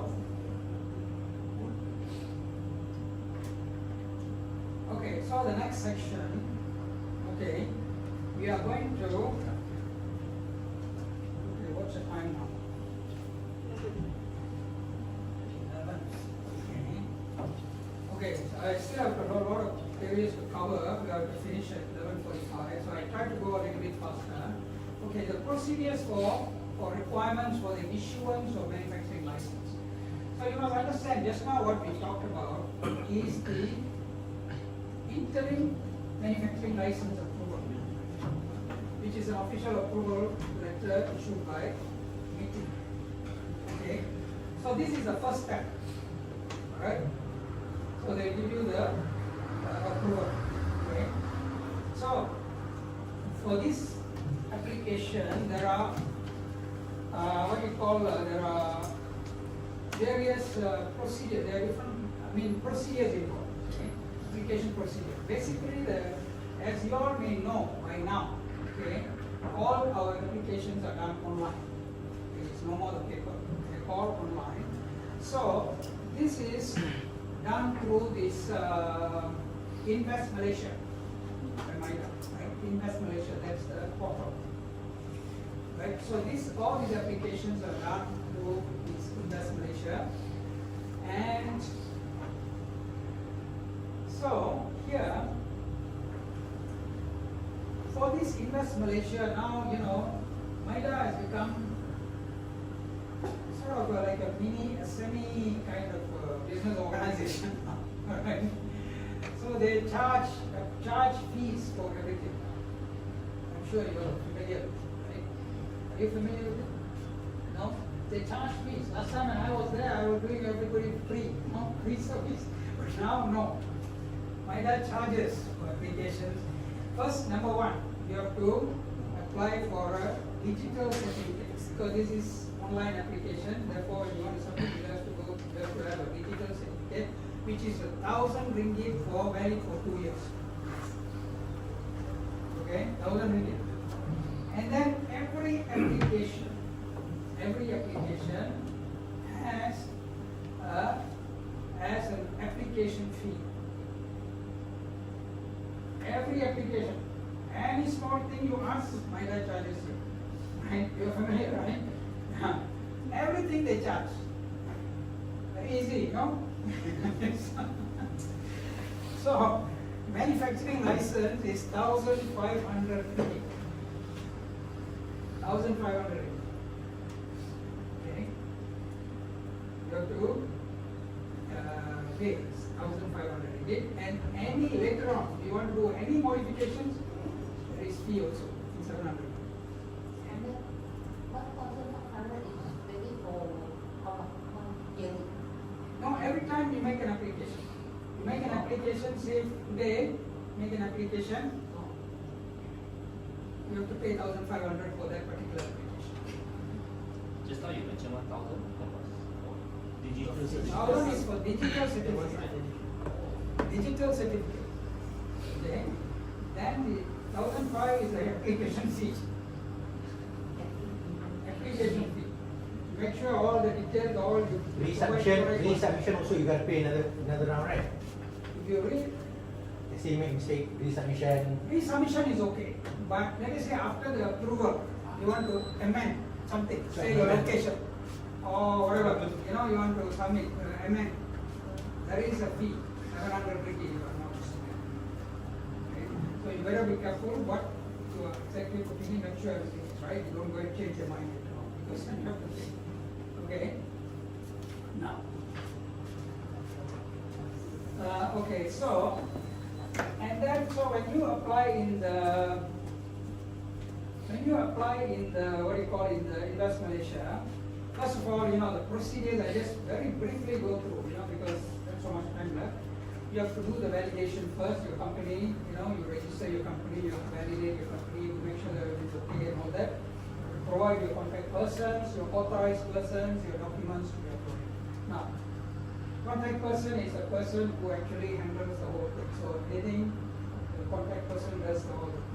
Authorized person is, they have to authorize the submission of the application. So in other words, they will have a password and everything, right? The username, password, you have to put in there to submit the application online. Okay? So you have the contact person, authorized person. Okay? Then there are a lot of documents to be uploaded also, you know. So the documents to be uploaded will be, you know, things like your company registration, your SSM, all the SSM documents, and your manufacturing flow chart, and this and that, and all that. Right? And then what are the information that are required in the portal itself, in the application itself? You have the company profile, company background, you have to provide particulars of directors, you know, other approvals that have been obtained, like permits, incentive grants, whatever that have been obtained, what sector of the industry you are in, the industry group, okay, then where's your proposed location, your project cost. Project cost will include your land, building, machinery and equipment, other equipment, pre-operational expenditure, working capital, operating expenditures, all these form the project cost. Okay. If you go through that portal, you will see all those things, right? And then the list of machinery and equipment, all the list of machinery and equipment, the description, whether it's new or used, the type, the number, functions, country of origin, cost, proposed product activity, and then you have the production schedule. Production schedule, at least for 3 years.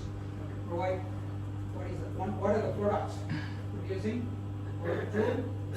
what is the quantity you're producing, 3, what is the expected value. Remember expected value I talked about? Expected value, not the retail price, expected value. Okay. All those things you have to provide. Okay. Then the raw materials and components. What are the raw materials and components you are buying, whether it's import or local, quantity, value, you know, you have to, because this is very important, because this will tie up into your percentage ultimately what is the percentage of local raw materials, what is the percentage of imported raw materials, what's the percentage of cost of energy, percentage of cost of labor. All these figures must be accurate. Because if it's not accurate, let us say you provide your raw material cost. Let us say your raw material cost is now, I put there 1 million ringgit, right? No, let us say your raw material cost, you put there 3 million ringgit, right? And then your expected value, you put there 2 million ringgit. Does it make sense? Doesn't make sense, right? How can your raw material cost be more than your expected value? Right? Number one. Number two, you have not added all the other costs of production, right? So that's why this is, some people simply Mpma, simply put there, the values. They don't really look at actually what is the exact, numbers that should be. See? If your expected value is, let us say, 3 million, your raw material cost probably is, let us say, 1 million, and then all the other costs, your energy cost, your labor cost, your administration cost, your marketing cost, your profit, everything be another, say, 2 million, right? So 1 million plus 2 million, and then your expected cost price is 3 million, right? That's how it should be, and then the percentage accordingly, right? Okay, so, and then your product pricing, okay, another product breakdown. As I said, your raw material cost, imports and local, your energy cost, labor cost, depreciation, interest, taxes, administration, marketing cost, technology cost, manufacturing profit, all these details must be provided in percentage form in the correct manner, not simply, pick up some number and just write. Then you have to provide your source of technical know-how. Whether it's local or whether you are getting your technical knowledge from somewhere else, either local or foreign. Okay, your market, whether you're selling in domestic market, export market, any research and development you're doing, and your estimated earnings, utility requirements. So these are all, a lot of this information that you have to provide in the Invest Malaysia report. It's all there. Okay. So that's the interim ML approval. Okay. Any questions on this?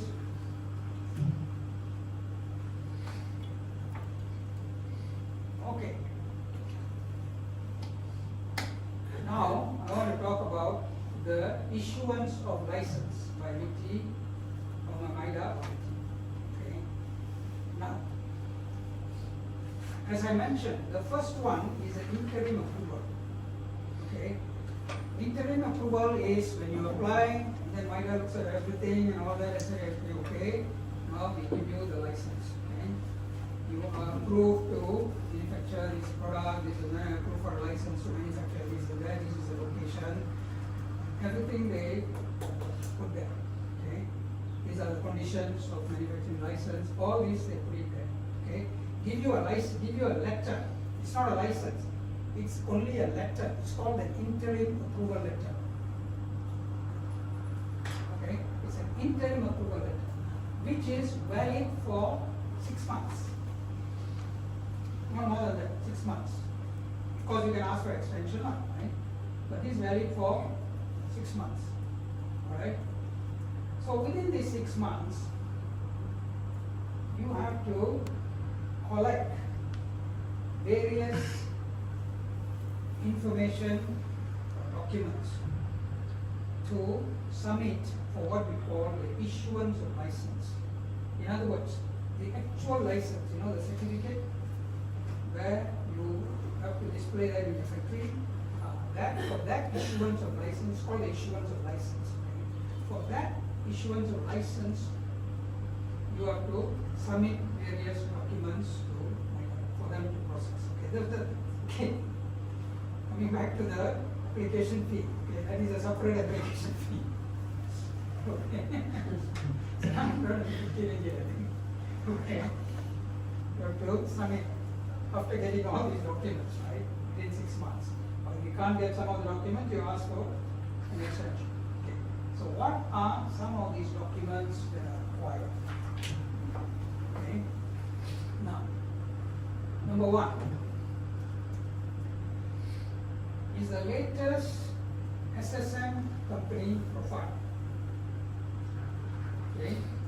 You are familiar with the company profile. Okay. The first step already asked for this one, isn't it? Then second step also when you issue of license, have to submit again for No, the the first second step. No, the first step. Basically, they don't require, all the documents. Basically, probably they will ask for you the, the registration, company registration. Just Yeah, registration. registration only. Making sure that it's a properly registered company. Yeah. Sometimes they don't even ask for. It depends on the officer, just to be on the safe side. But this one, you have to have a lot of the company documents, the latest SSN company profile, which is, the company profile, right? Company profile, you have the SSN, the name of the company, registration, all the things, shareholders, everything. I'm sure you all have looked at this document, right? So this is one of the documents provided.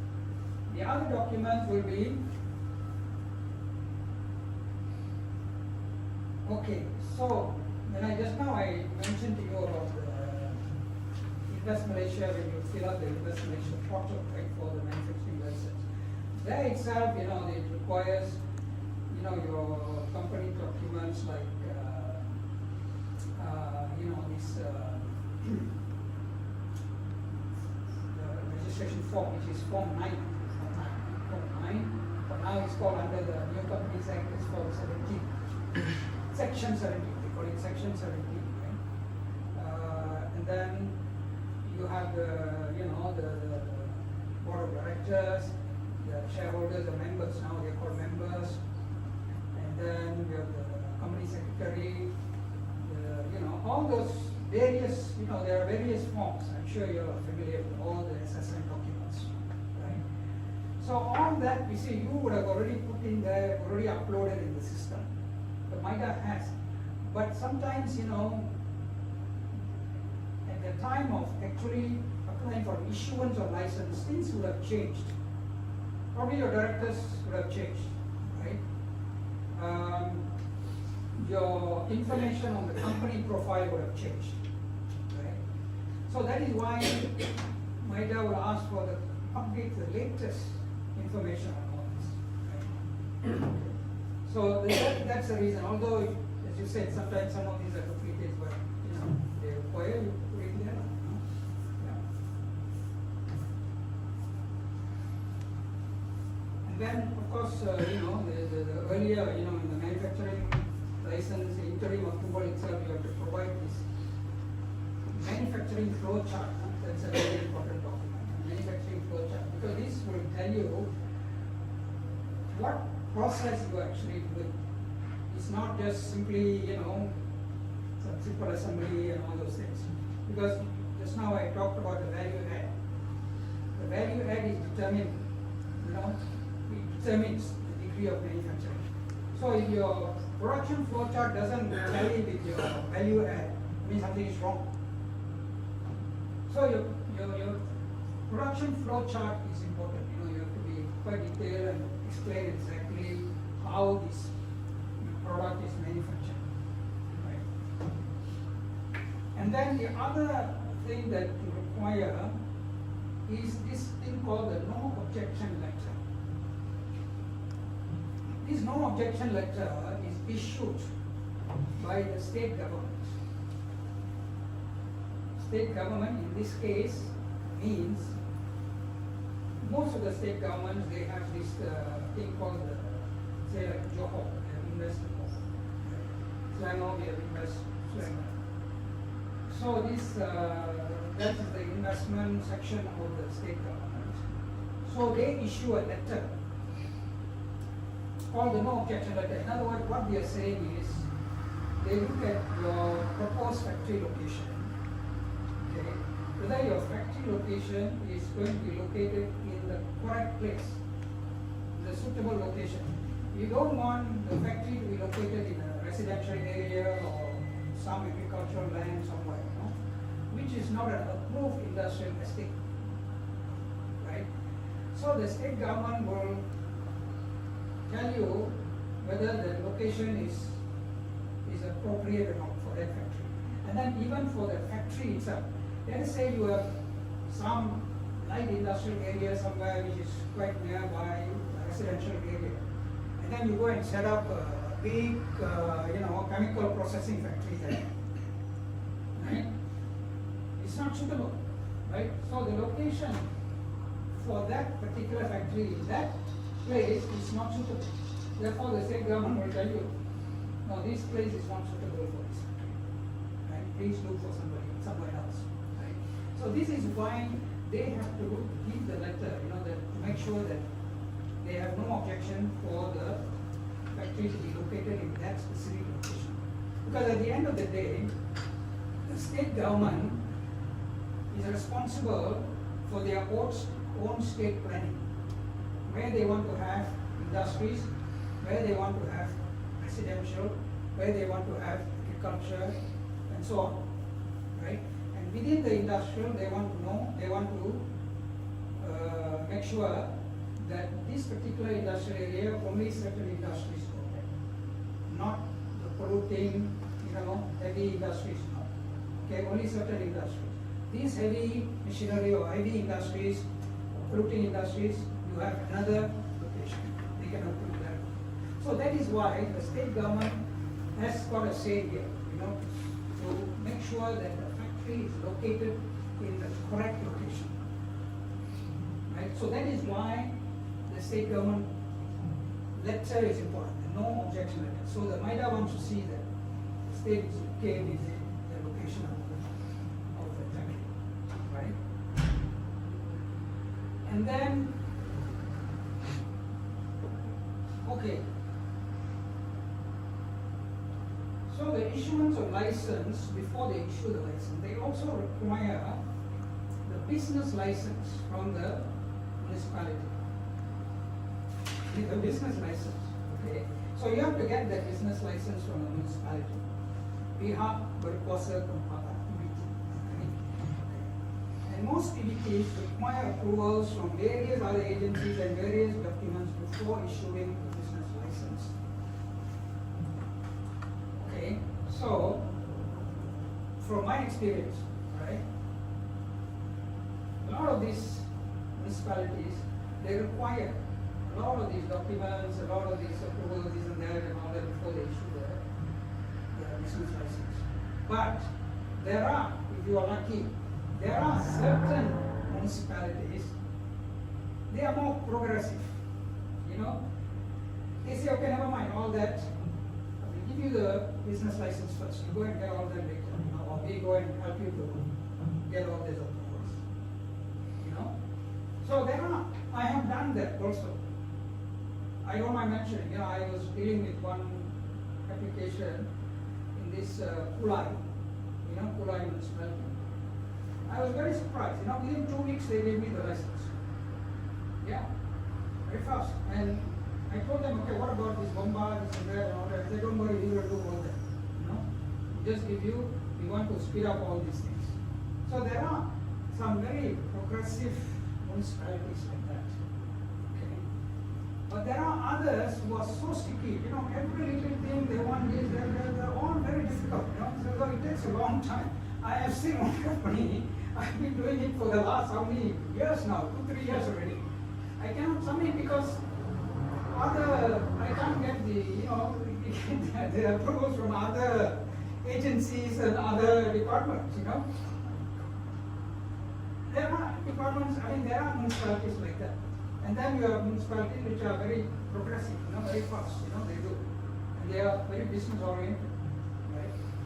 So, depends on our luck, who you're dealing with. Right? Okay, then the other document that is required is the they also want to see the certified architectural engineering consultancy firms which are certified by the Lembaga Architect Malaysia or Lembaga Juruterang Malaysia, respectively. Right? They also want to see, making sure that you engage the right kind of people, to do your building, your land survey and all those things. They don't want you to go and get conned by some, somebody, who don't do their job properly, right? So they want to make sure that, okay, you have signed with the proper people, to make sure all these things. So these are difficult, but at the same time, it's also fulfilling, right? Yeah. There's a proper check and balance in this case, right? So these are some of the documents that are required, okay, for the issuance of license. So in other words, you sum up with all these documents and information, you submit also in the Invest Malaysia portal. And this one can be quite quick, they can give you the actual manufacturing license once everything is complete. Okay, so that's the two part. But there are some certain important facts that I want to talk about in the approval of manufacturing license. Okay, there are certain facts. I'll address the question that you asked earlier also. Okay. Number one. Okay, manufacturing license is issued on a product basis, not on a company basis. On a product basis. Which means, let us say you have set up a company, produce 5 products. Or not say 3 products. Okay. So you have set up a company to produce 3 different kinds of products. 3 different kinds of products. Okay. So when you apply for the first time, you include all these 3 products as products that you want the license for to be manufactured in that specific location. Let us say location A. Alright? So you can apply together in the one application. Right? But you must identify or list down these 3 different products. So the license that is issued the first time to you is for the 3 products. Okay, in location A. Okay?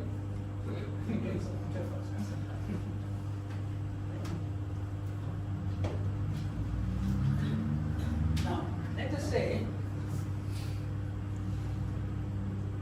now the same 3 products, or let us say not even, okay. First, let me address these things.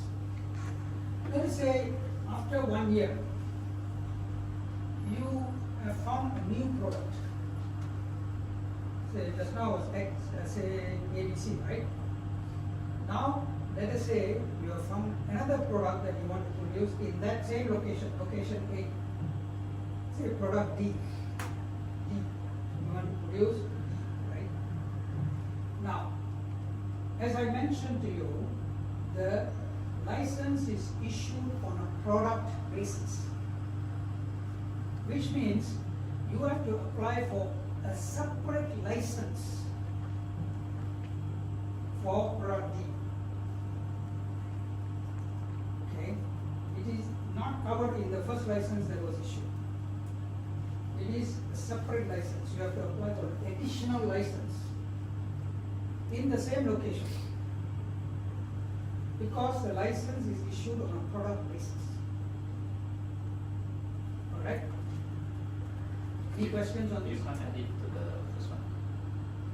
I mean, like, is it 2 separate licenses? Separate license. Separate license. It can be, it will be issued under the same series, a different license number. So if you look at the license, you have the serial number, you have the license number.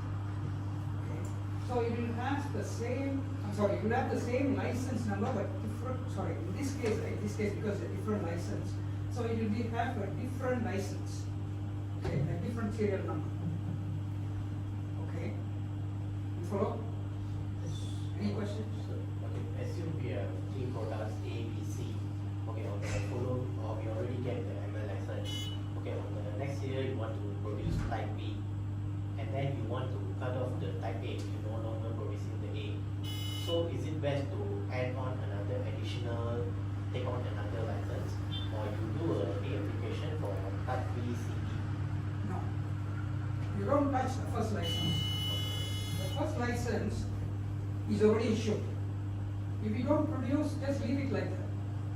I mean, you can apply to say, okay, I'm not producing it, please delete it from the license and all that. But why you want to do it? Just leave it like that, right? Because we should apply for that amendment, you want to charge an application fee, right? You don't want to pay application fee, right? So just leave it like that. Correct? Just leave it like that. Nobody is going to come and ask, hey, why you didn't produce, right? Yeah. You just apply for an additional license for the product B, that's all. How long this license will be valid? It's forever, forever. There's no, okay, that's my next question, next issue now, right? Okay, I'll talk about that first, okay. Now, so that is the thing, alright? So, the additional license for additional product. Okay, just a moment. When you say product is product type, right? I can have 3 product types, but they are different variants of products. Yes, okay.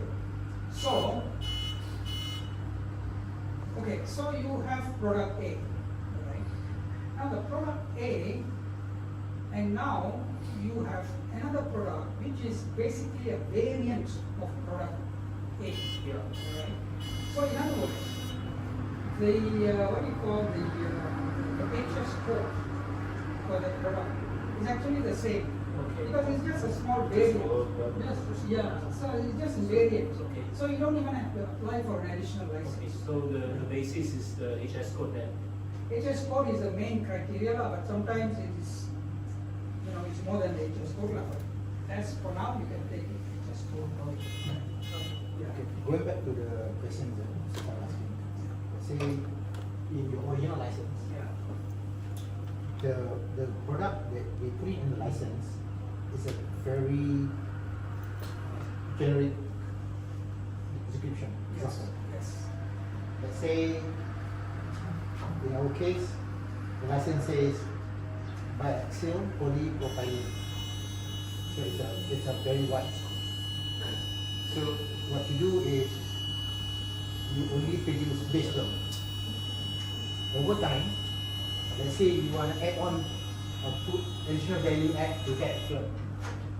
So you do laminate the film. And then after that you wanted to go to add on more value to it. So you print on the laminated film. Yeah. But your license already specified it's a film. Does that cover everything? Okay. So, the basic premise is this.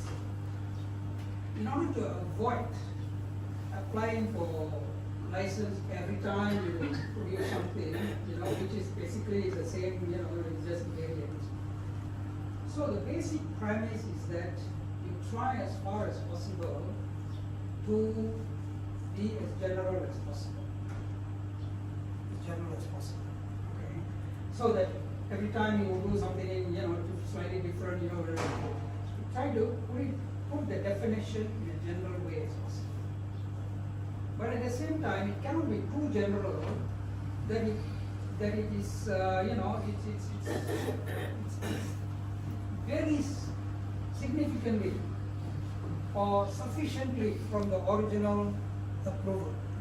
You see, like in your case, I do not know the technical aspect of it, but if technically it's a different product, different function, different, even HS code different and all that, then you have to apply for a different one, as a different product, as an additional product. But if it can cover under the general category that you have been approved, then you don't have to worry about it. It's the same thing. It's the same product. So at the end of the day, you don't want the customs to come to your factory and say, hey, this product is not approved, how come you're producing? Right? So that's mainly, in other words, they follow very much the HS code, the customs, right? So in other words, for instance, certain material, you different diameter, you have different tariff codes. So does it mean that we need to If apply it's different tariff code, then it's a different product. As I said, the HS code, if you change the HS code, then it's different. even though it's the same kind of description, Yes. just the size that is different?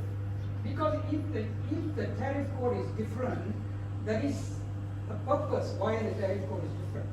In other words, the function may be different, whatever else, it may be different. That is why there's a separate tariff code. So if it's a tariff code is different, definitely you have to apply the additional.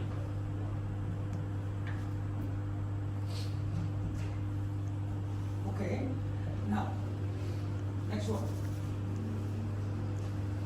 Okay, just now you asked the question, okay, with the same product, say product ABC just now, right? Yeah.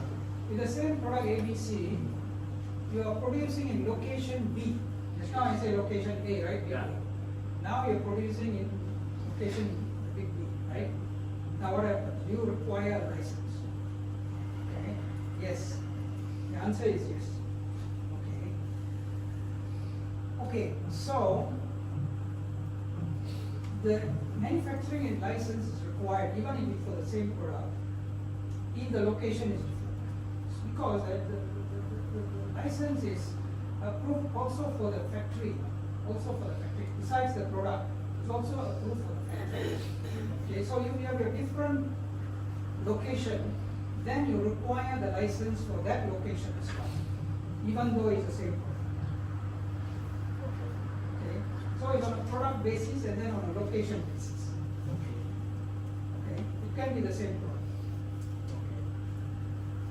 Okay. So in this case, the ML will have the same license number, but the serial number will be different for that different location. Okay. Yeah. So the figures, so the figures like those kit bags, the headcount, how is it by location basis also or For the that whole one they can project. just Okay, for the look at total the whole project, for the company? whole company, yes, Oh. whole company. It is not by location. Oh. Yes, for the whole company. The project cost will be based on the new location. No, for the whole project.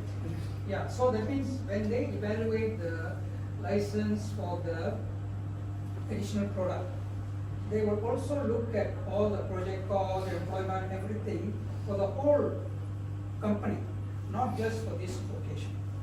It's for the whole company.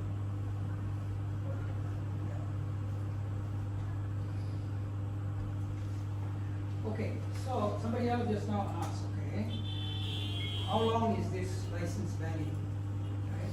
So ML is issued only once, and it does not require any renewals. It is there forever, as long as the factory is there, as long as you produce the product, it's there. Okay, it's not no need for renewal. Okay, and there is no fee for the manufacturing license itself. But then, as I said, they charge you the application. Okay, yeah. So, okay, let's say if I get a ML on 2024, I have fulfilled all the criteria. Okay, let's say on 2025, I still want to use the ML, but one of the criteria I cannot fulfill anymore, maybe on the value added, maybe no longer more than 40% due to market price or something. Can I legally still can use the ML, or if I still keep on using, I can be penalized or something? You can be penalized. There is also, they do the compliance. Okay, they do the compliance. So if because application you can put any numbers. Right? Any numbers you can put. Okay, I put my value, my CIP is 200,000. But when you actually do the thing, probably is only 50,000. So you're not complying with it. No, I mean, the time I apply, I'm actually complying. On the previous year or next 3-4 years, I'm no longer complying with the deal. So that means, you see, that is why these are conditions of the license. Conditions. Which means the conditions must be fulfilled all the time. You cannot, after 1 year you neglect all those conditions. Okay, there is, technically speaking, there is a possibility that somebody will audit, especially like income tax. Income tax, you have to come here every year. Income tax may look at this kind of figures, I don't know what they really look for. They may look for this kind of things, whether you are really complying with the license or not. Right? All the business license when they issue, normally business license they don't bother with this as long as their conditions are met, they don't bother. But you will never know. Right? So it's best that you keep on, keep adhering to these conditions. Yeah. Of course, say 1-2 years in between you are not able to comply because let's say suddenly the cost of raw material increase because of maybe exchange rate. Right? So you're not fulfilling that what do you call that GIP or whatever, right? So I don't think they will penalize just for that long. But this is on a long-term basis.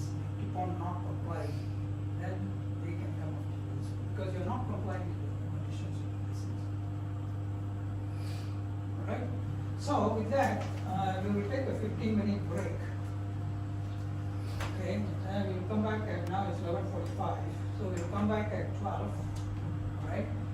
And when we come back, we will look at the local authority approvals, what are the various local authorities, and then we will look at the Royal Malaysian Customs.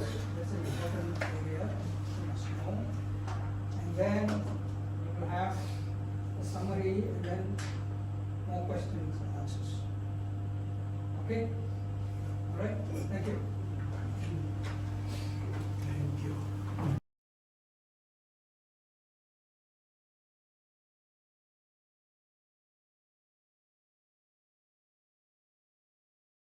The machinery and all that. Without the business license, I say, where do you go? It's a new circus. So, Pay the compound, then you can. sorry? Pay the compound, then you Pay the compound. have. Pay the compound, then you can. Okay. So, unfortunately, this is the problem when you have too many people dealing with it. So, but anyway, I mean, you have to get it done somehow. You move in the machinery and all that. Because basically, what the law wants to see is they want to make sure that you have already installed all the machines, right? And then when you switch on, make sure it doesn't catch fire. Everything is in order, right? That is what they are looking at. I mean, one of the functions, the other one is the workers, right? Worker safety. But this one is, they have to make sure that it doesn't burn when they switch it on. In other words, the machine on must be there and already tested, right, before they give you the approval, right? So these are some of the issues that we have, but as I said, somehow we have to weave through all this and get it done, right? So this DOSH approval also must go in there before the business license, right? So this is the other one. So that is a application fee that is normally imposed. Okay, two fees for business license. One is when you submit the processing fee, right? Then when they actually issue the license, which is normally renewable every year, right? So whenever you go and get the business license, you have to also pay for the business license, but not much. It's not like Mpma. Mpma is expensive. I heard Mpma is even more expensive. I don't know whether is dealing with Mpma here.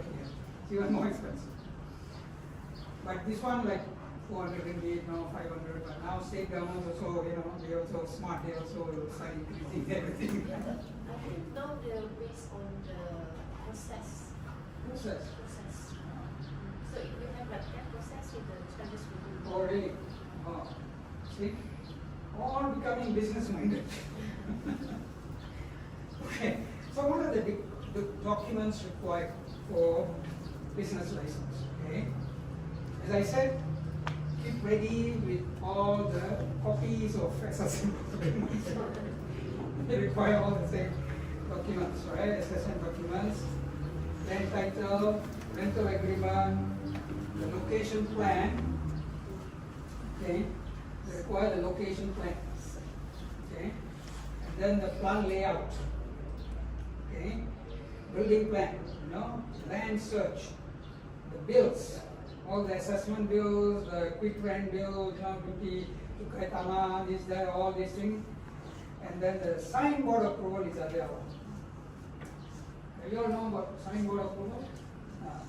So you want to put up a signboard outside the factory. How it's written is very important. Now it's a hot issue, right? So the Dewan Bahasa dan Pustaka, they have to give you the approval. You know, so you propose to them, okay, this is going to be my signboard.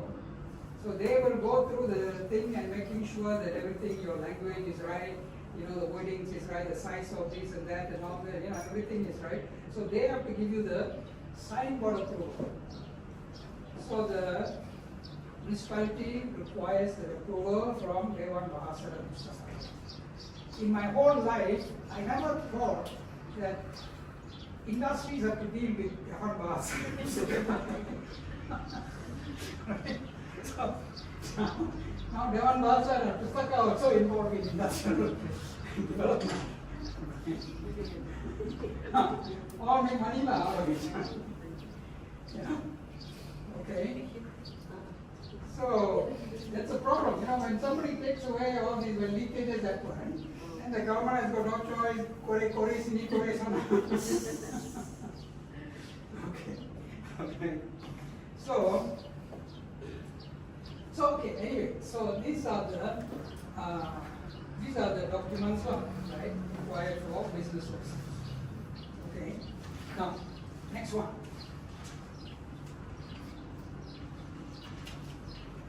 Department of Environment. Yes. As I was talking to you about that.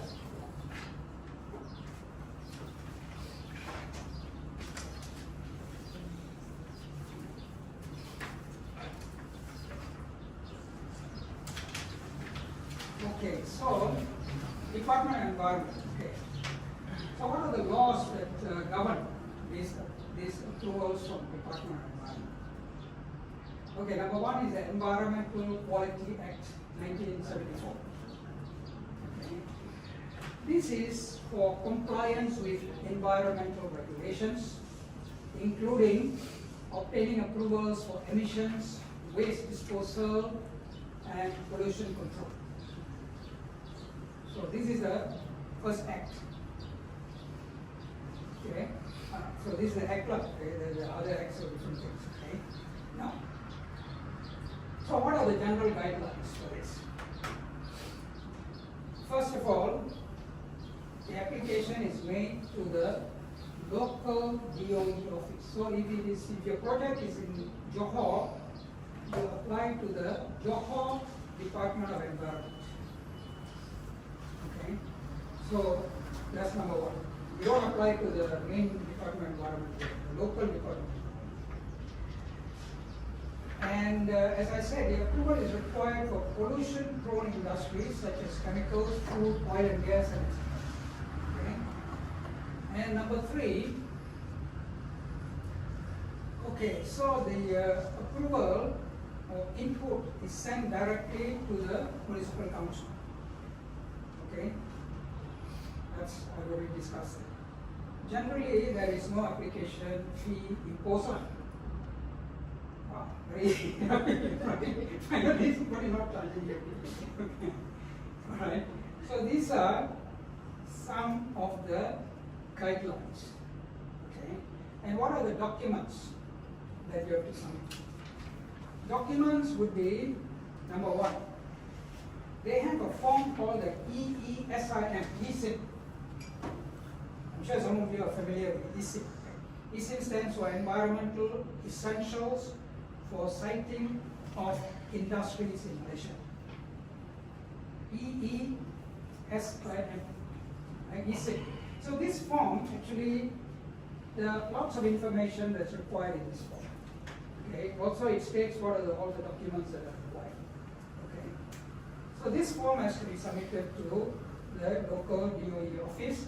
Again, all the SSM documents are there. The production flow chart with photos of the machinery and equipment. Okay.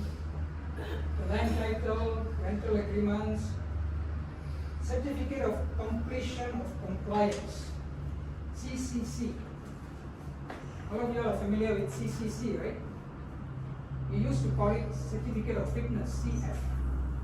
Now it's called CCC. Okay. And then the location map with 500-meter radius showing usage of land in the area. So this is a Google map, okay, and the location planning zone. Okay, so you take the Google map and show them this is the zone.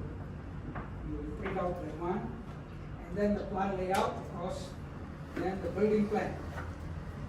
Okay, front view, side view, rear view, internal areas, and so on. And Mpma environment is very organized, so you make sure that all these documents are properly bound. You cannot give in pieces or put a clip, no.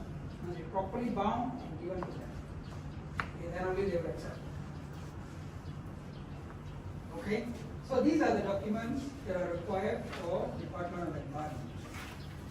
Any questions so far?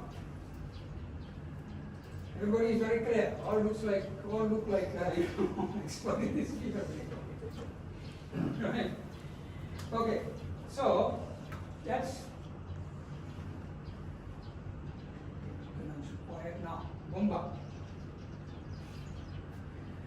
Bomba, under this, you also have to get an approval from Bomba. As I said, Bomba, once they look at all the things, basically they are looking at the fire safety issues in the factory. So they will assess your factory and then they will send the approval or their inputs to the municipality. Okay. So here, so this it all comes under this Akta Perkhidmatan Bomba 1988. Okay, that's the other state. Okay, general guidelines. So again, the application is to be made to the local Bomba office, not to headquarters here. Okay, local Bomba office, right? So in Johor they have Malacca, they have Sleman, they have all that. Okay. And then the applicants must meet all the fire safety requirements. Okay, so basically they are looking at the fire safety. So all the fire safety requirements, which means all the firefighting equipment, the building plan, the CCC, all must be there. Right? And then the municipal council will send the letter to the local office for the appropriate input, right?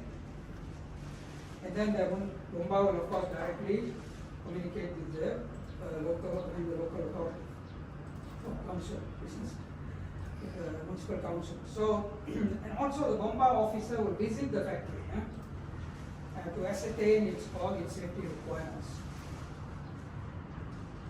Okay, and again here, so far as I know, there is no Bomba fee. They don't charge you fee. Okay, the documents again, almost the same. All the SSM documents and all the necessary documents related to all the firefighting equipment, right?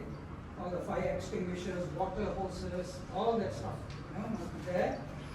And then building planning showing all the fire exits, production flow chart, plan layouts, CCC, building plan, all those things must be submitted. Okay? Now, okay, documents required. Okay, next one is the Jabatan Kesihatan dan Keselamatan. This is the DOSH.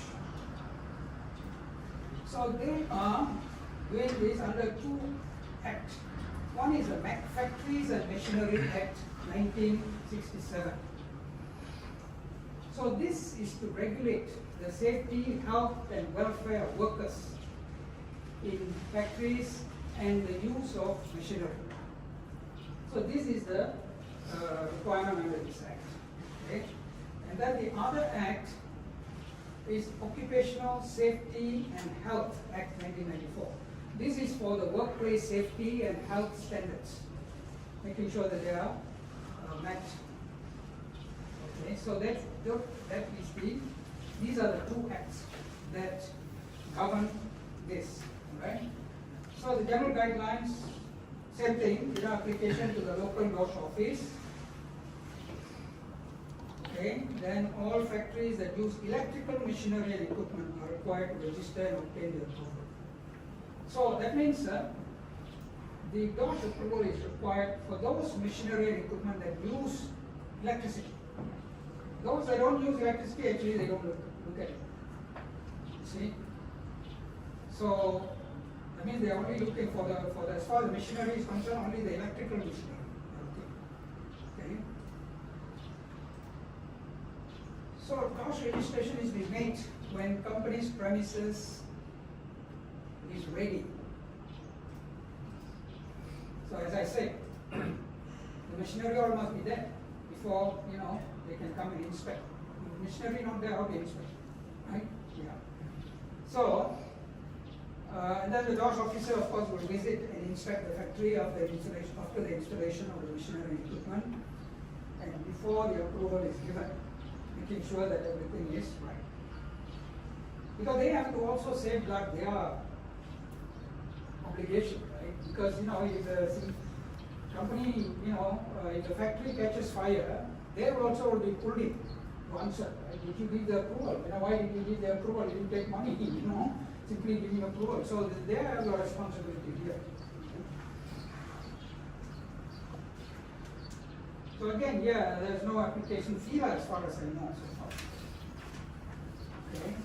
Now, here, see this application to DOSH basically is an online application.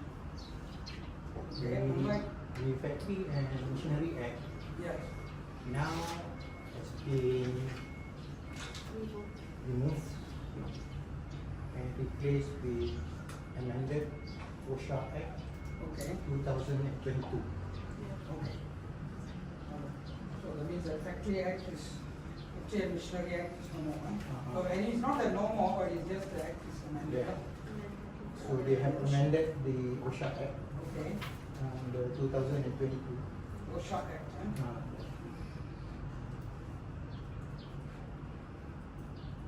2022. Alright, thanks. Now the penalty is even worse, Okay. 500K. 10 times higher. 10 times. Used to be 50K. Now it's at 500K. And now they have appointed. So everybody. Now This what's is now minded now. they have appointed the third party Yes. to do the compliance. Okay. So that's why now you can hear in the news a lot of companies now actually are being fined due to the non-compliance of the OSHA. Because of they have appointed a third party to do it when it comes to enforcement. Last time we do not have enough resources to do it. Not that part, huh? Yeah. Okay. Government. So, this is an online application, so DOSH is online application. So initially when I first did that application, it was very complicated, just introduce an online thing. But I think now it's more stable, it's easier. Then the same SSN document, production flow chart, machinery plan layout, building plan, all the same thing, right? Okay, health department. Okay. So health department basically is to the local health department office again, is for relevant industries, especially like food industry, okay, where health comes in. Okay? So they have to give you approval. health, food, chemicals. Okay. Okay, again, you know, almost the same guidelines. There's no fee also so far. Okay. And then, of course, generally the health officer will have to visit the plant to ascertain the health and safety requirements. The session document, production flow chart, you know, all those things. And then other document that's required by the health officer for specific data. Okay. Now, Ministry of Housing and Local Environment. How does this start? Ministry of Housing and Local Environment. Okay, Ministry of Housing and Local Environment. Basically, what we are talking about is the local waste management company. You know, how is the factory going to dispose of its waste? Right? That's what it means. You know, there are two types of waste. You have the domestic waste, which is a simpler one, and then you have the toxic waste, right? Or scheduled waste, right? It's called scheduled waste, right? So what the Ministry of, in this case, the Housing has done is they have appointed various contractors in all these areas, various contractors for the waste disposal management, right? So you need to have a contract with them, whether it's domestic waste or scheduled waste, right? So you have to, that document must be submitted to the municipality. So that is how they come in. Okay, so almost there. Now, the most important, or one of the most important things that we want to discuss is this one, about time custom. I have one specific question. Okay. Let's say you want to do printing. Okay. You want to do printing. Yeah.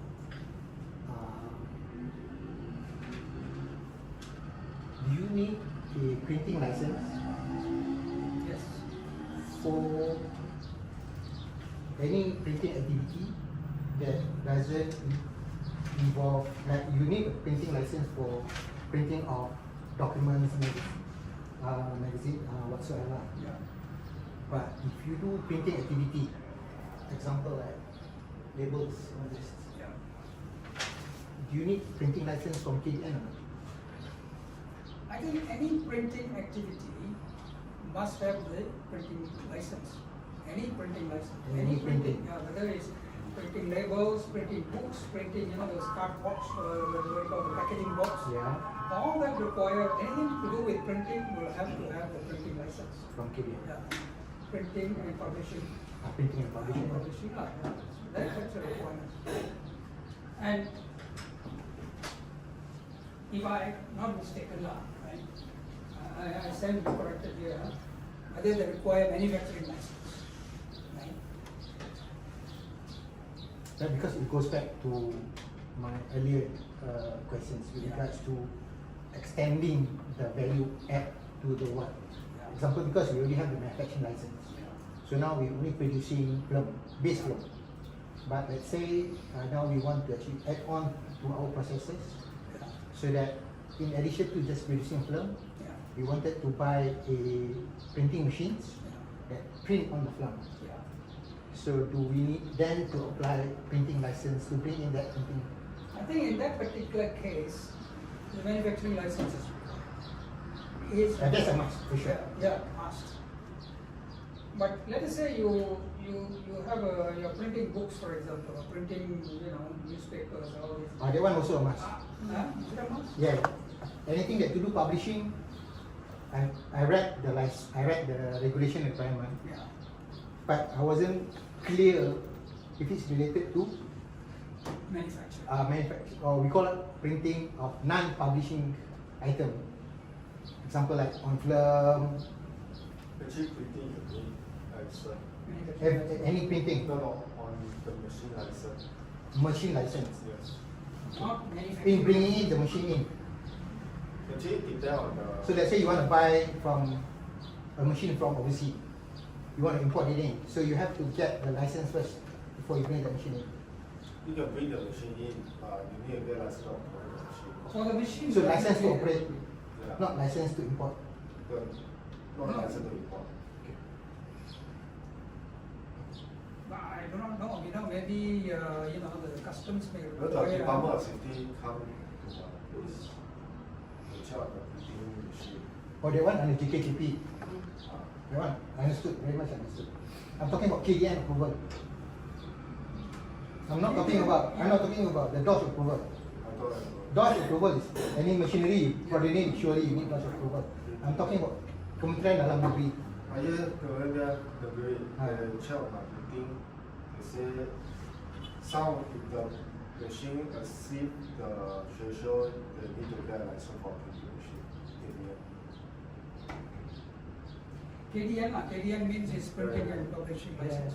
For that specific machine. Yeah, I do not believe. Because they their require concern is, manufacturing once you have a printing machine, you could be printing anything that might be of a sensitive nature. Yeah. That's where the concern is, so that they can control on that part. Unless your machine is low quality, then they only license, so you need to go through KTM first. They'll check your machine specification, is it being license or not? Okay, let's move on. Don't have much time. So the customs. Okay, so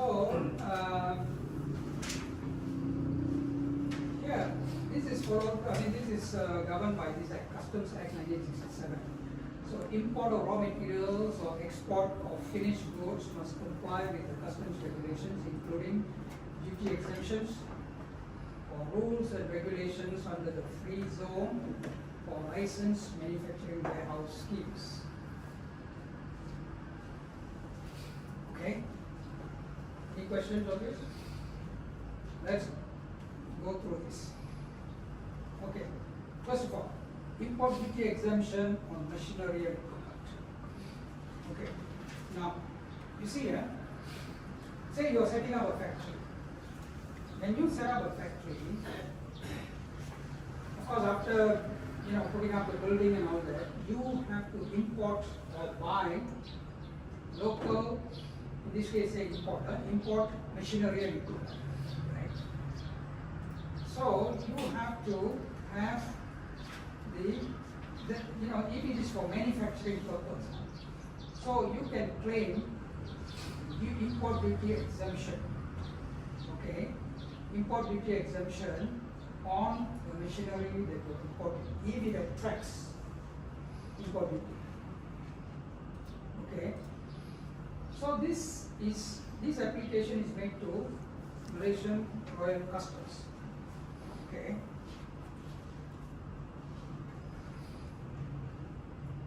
And let's talk about the procedures, guidelines, and documents. Basically, for import duty on machinery equipment, first of all, you need a support letter from MIDA.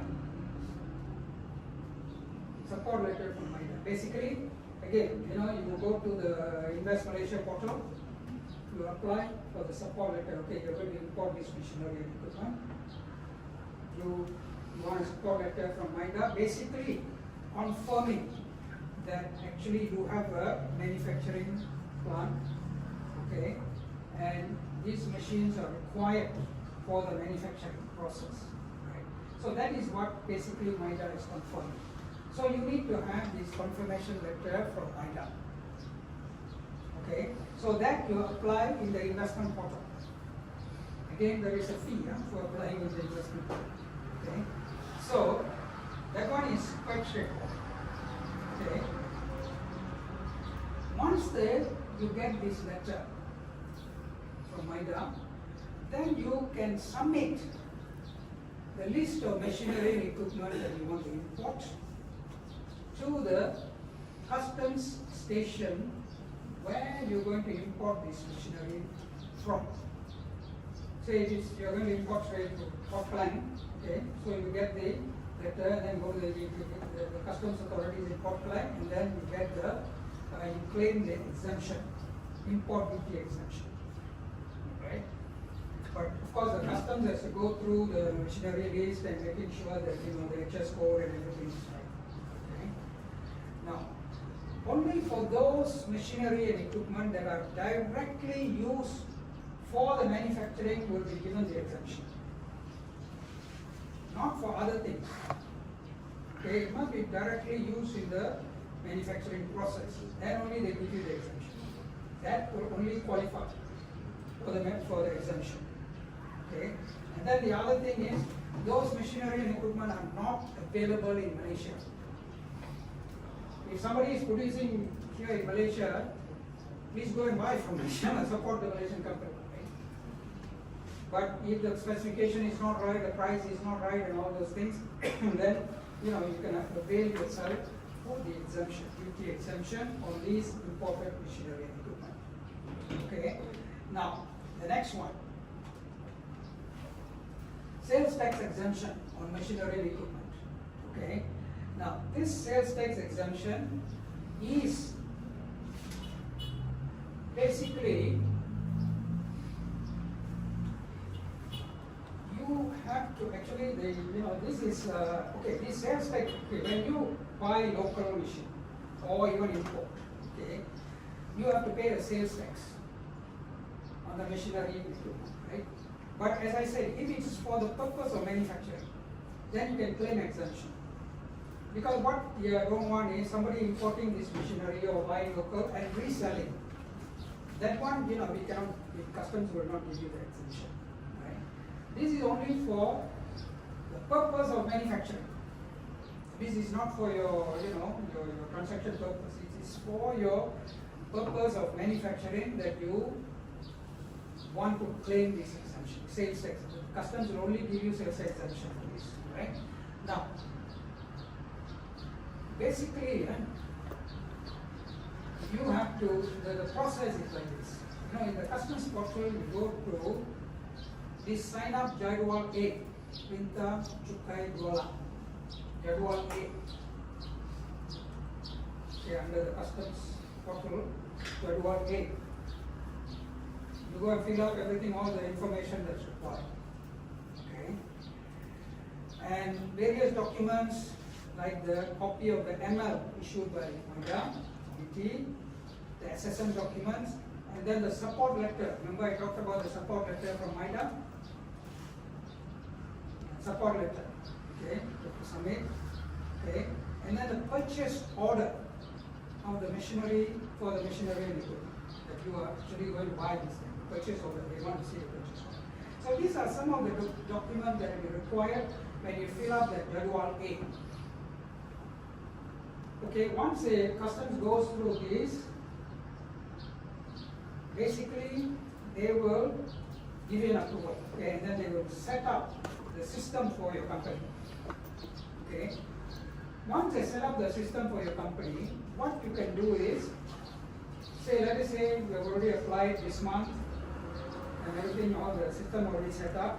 Now, in the next 2 months, let us say you're going to import this machinery, right? So when you want to import, you go to the system that has been created for you, you generate what they call a sigil or certificate. For that, let us say you import, say you have 50 machines, right? But this time you're only importing 10 machines, right? So you, for the 10 machine, you generate the certificate giving all the details and all that. With that certificate, you can go and claim the exemptions of customs. And then in 3 months' time, another 20 machine you want to import. Same thing you do. Generate the certificate and then go and claim. Okay? So this is how it's done. This is for both imported as well as local. Local also they will charge sales tax. So you can claim exemption also. Any questions on this? Clear? Okay. Next one.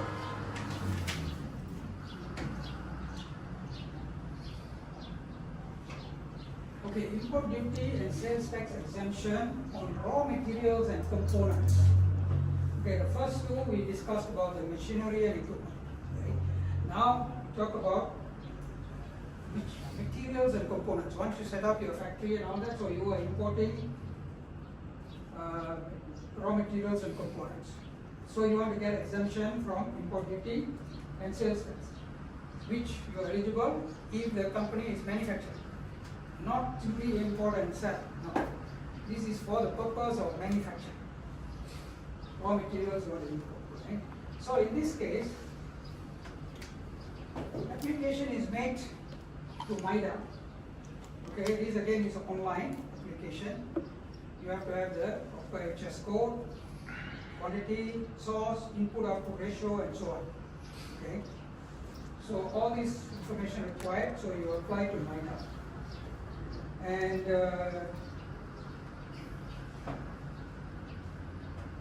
okay, so these imported materials both for imported as well as that you buy from LMW or free zone companies. Because LMW and free zone companies are considered as operating in a foreign land. You have to imagine that they are operating in a foreign land. Right? They are not operating in Malaysia. So that means when you buy from them, it's just like importing these things from them. So you can also apply for the exemption from when you are buying from them. Okay? And then you claim the exemption from customs upon importation. Okay, once you get the approval from Mpma, right? And then again, these materials must be used directly in the manufacturing, right? An approval is granted normally for 2 years. When you first apply, Mpma will give you the exemption for 2 years. Okay. Subsequently, you can go and renew on a yearly basis, or if you want additional quantity, 3 years. For now, the 3 years. First one. First one 2 years, subsequent 3 years. 3 years. Okay. Now, okay. Okay. So if there is additional quantity that's required, you can also ask for additional quantity. Okay. Okay. So. Okay. Any other questions on this? On this ABC. Right. So now I'm going to go to the next topic, which is licensed manufacturing warehouse under section 65 or 65A of the Customs Act. Do you know what is licensed manufacturing warehouse? Anybody doesn't know what is LMW? Everybody is familiar, right? Everybody is familiar? Okay. So LMW is basically a duty-free zone for individual factories. For individual factories, it's not an industrial area. It's for individual factories. So if you, for some reason, you cannot locate your factory in a what we call a free zone, you can locate it anywhere, and you can ask for this LMW status for the company, provided it meets certain conditions. Number one, company must export at least 80%. Okay, that's one condition. And exemption is given, import duty and sales tax exemption given on machinery, equipment, raw materials and components. Okay. Okay. And sales tax exemption on finished goods that are exported. Okay. Then application to Royal Malaysian Customs. Okay. Now,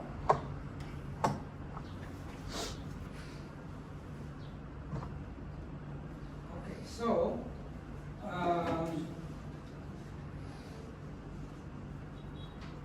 so those are some of the guidelines, huh? And then of course, you know, the other thing is, you know, if you, what happens to the other 20%? Okay, let us say you export 80%. Then what happens to the other 20%? You sell local, right? What happens to that 20% local? That 20% local will attract all the import duty, the tax tax, everything, unless you apply for an exemption based on the previous requirements. Right? The 80%, you know, you no problem, you know, everything is given. But the other 20%, you still have to follow the normal requirements. But you know, as I said, you can apply for exemption. Okay. Now, so the application is made. How do you apply for LMW status? Actually, the LMW status application is quite a long process. It takes quite a while to approve. And a lot of documents are required. Okay? There's a form called JKED number 1 form. Okay? And there are tons of documents that are required. So I have a whole list here. I'm not sure. Maybe some of you will have this also. You know, it's a long list, so I didn't want to put it here because it's too long. Okay? So you have to submit all these documents to get the LMW status approval for the factory. So once the LMW is approved, then of course, you know, you have a lot of things to do also. You know, you have to do a record keeping, you know, stock control and regular reporting of incoming and outgoing machinery, equipment, materials, finished product, including waste, okay, on a monthly basis to the Royal Malaysian customers. So these are the requirements once you get the LMW status, right? Okay, then free zones and free commercial zones. What are these? Okay, just now I mentioned the LMW is for specific factory, right? So free zones is for the entire industrial area. Okay, so FIZ is FIZ is for the manufacturing and other industrial projects. So this is the whole industrial area. For example, you know, in Klang we have, you know, in Malacca we have, in Selangor, other places we have, you know, in Johor we have, Penang we have, all these are free industrial zones. So if the company is located there, then they don't have to go through all these assignments. Right? So it's automatically given all these exemptions, right? But of course, you know, all the record keeping, everything else is the same like LMW, right? You see, the LMW requires, I think, every 2 years is renewal. You have to go back and renew the license. Whereas FIZ, once you are there, you are there. Okay? But why people don't go to FIZ? For different reasons. One is, you cannot get a location there, land there. Number two, maybe the industry doesn't qualify. Okay.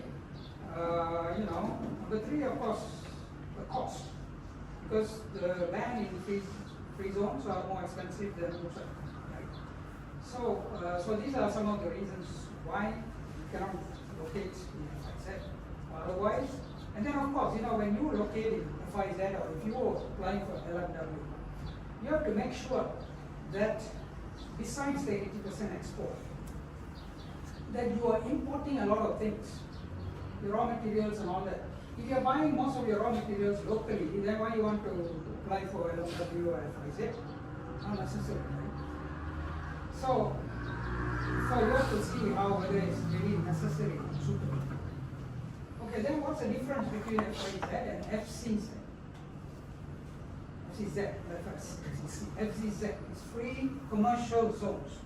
Okay, free commercial zones is for trading activities. For example, re-export.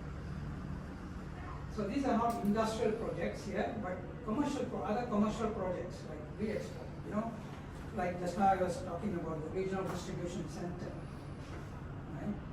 So you know, repacking and distributing. So this is you know, as I said, is for mainly for service type of industry, like FCZ. Okay.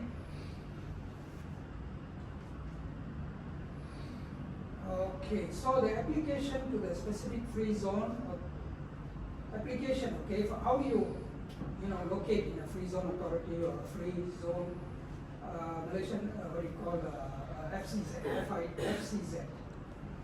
So we have this application to this what we call this free zone authority, which is appointed by the Malaysian Free Zone Authority under BT. So this is the place you have to apply in order to locate the factory in a free zone area. Okay.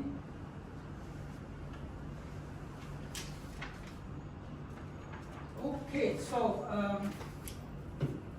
Question. I believe I've already covered everything. Okay, I have a question. yes, sure. Let's say if you are buying a material from another LNW supplier, does it consider as import? Import, yeah, as I said, LMW and FIZ are considered as though they are located outside this country, like on a foreign land, just like our embassies. They are considered like located outside this country, outside Malaysia. So that means if you buy something from LMW or FIZ, it's like importing. It's like importing. That's why all the customs controls are there. So you have to, you have to apply for duty exemption and all those stuff. But of course, if your factory is in LMW, you're buying from another LMW, then no need to apply for duty exemption, like LMW to LMW or free zone to LMW. But these are all subject to the customs control. They have to control all this, including all the waste.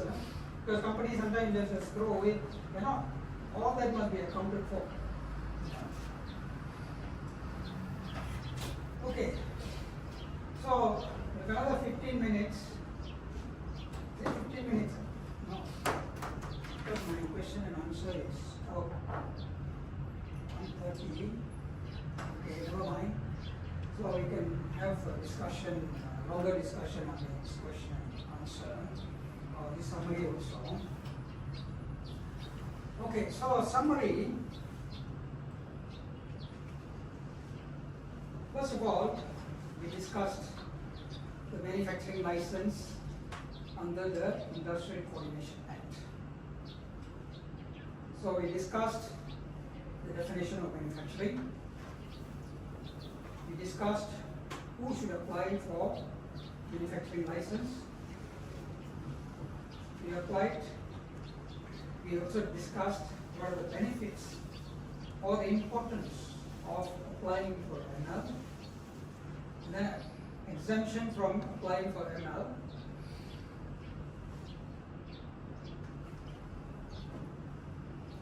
okay, as an alternative for purposes of that. And then the exemption letter, we talked about exemption letter, which is basically used as an alternative to the ML approval letter for the purpose of customs, local authorities, etc. Okay, so here I must elaborate a little bit on each one. Okay. So the definition of manufacturing.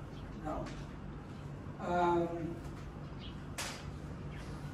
so you apply for manufacturing license,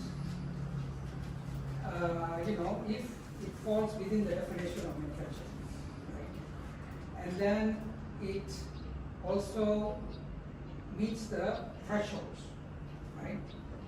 Meets the thresholds.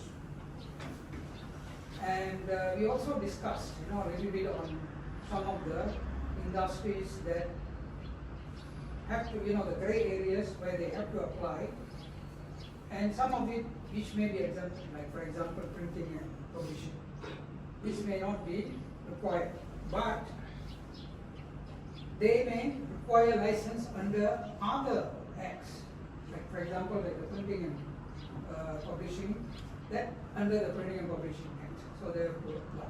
So here when we talk about manufacturing license, is only one of the laws that the companies have to apply for manufacturing industries. But manufacturing industries also require other approvals or other licenses under different licenses, right? So now the benefits, we talked about the benefits, right? So any questions? Because some say why you need the license, right? But just now we talked about the benefits. Do you all have any questions on this? You're clear, right? Why you apply, right? Okay, then the last one, the exemption from applying from ML for the ML or the exemption letter. Okay. Now you see when you apply for customs duty exemption, whether import duty or sales tax exemption, they require some form of approval from MIDA. It's either a manufacturing license or this exemption letter. Without either one of these, they will not consider. Okay, so in other words, just now we talked about, company, although it is required to apply for manufacturing license, but they cannot meet with some of the conditions, right? And therefore, even the exemption letter cannot meet. Right? So what do?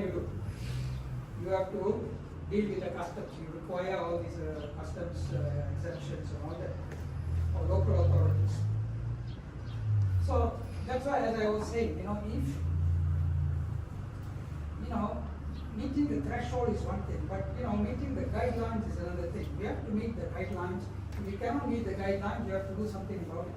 Companies cannot just operate like that. Of course, I can, agree that there are a lot of companies in Malaysia that cannot comply with these things, and therefore they just don't bother. Right? Depends on how you want to do it. You can carry on doing it and then pay the fine or whatever every time, or you take some initiative to comply with all these guidelines. That is the thing.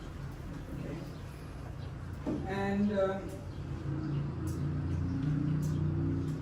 okay, issuance of license. We talked about the requirements. Anybody has any questions on this issuance of license? Clear, right? And number 3, no objection letter. Anybody has questions on this?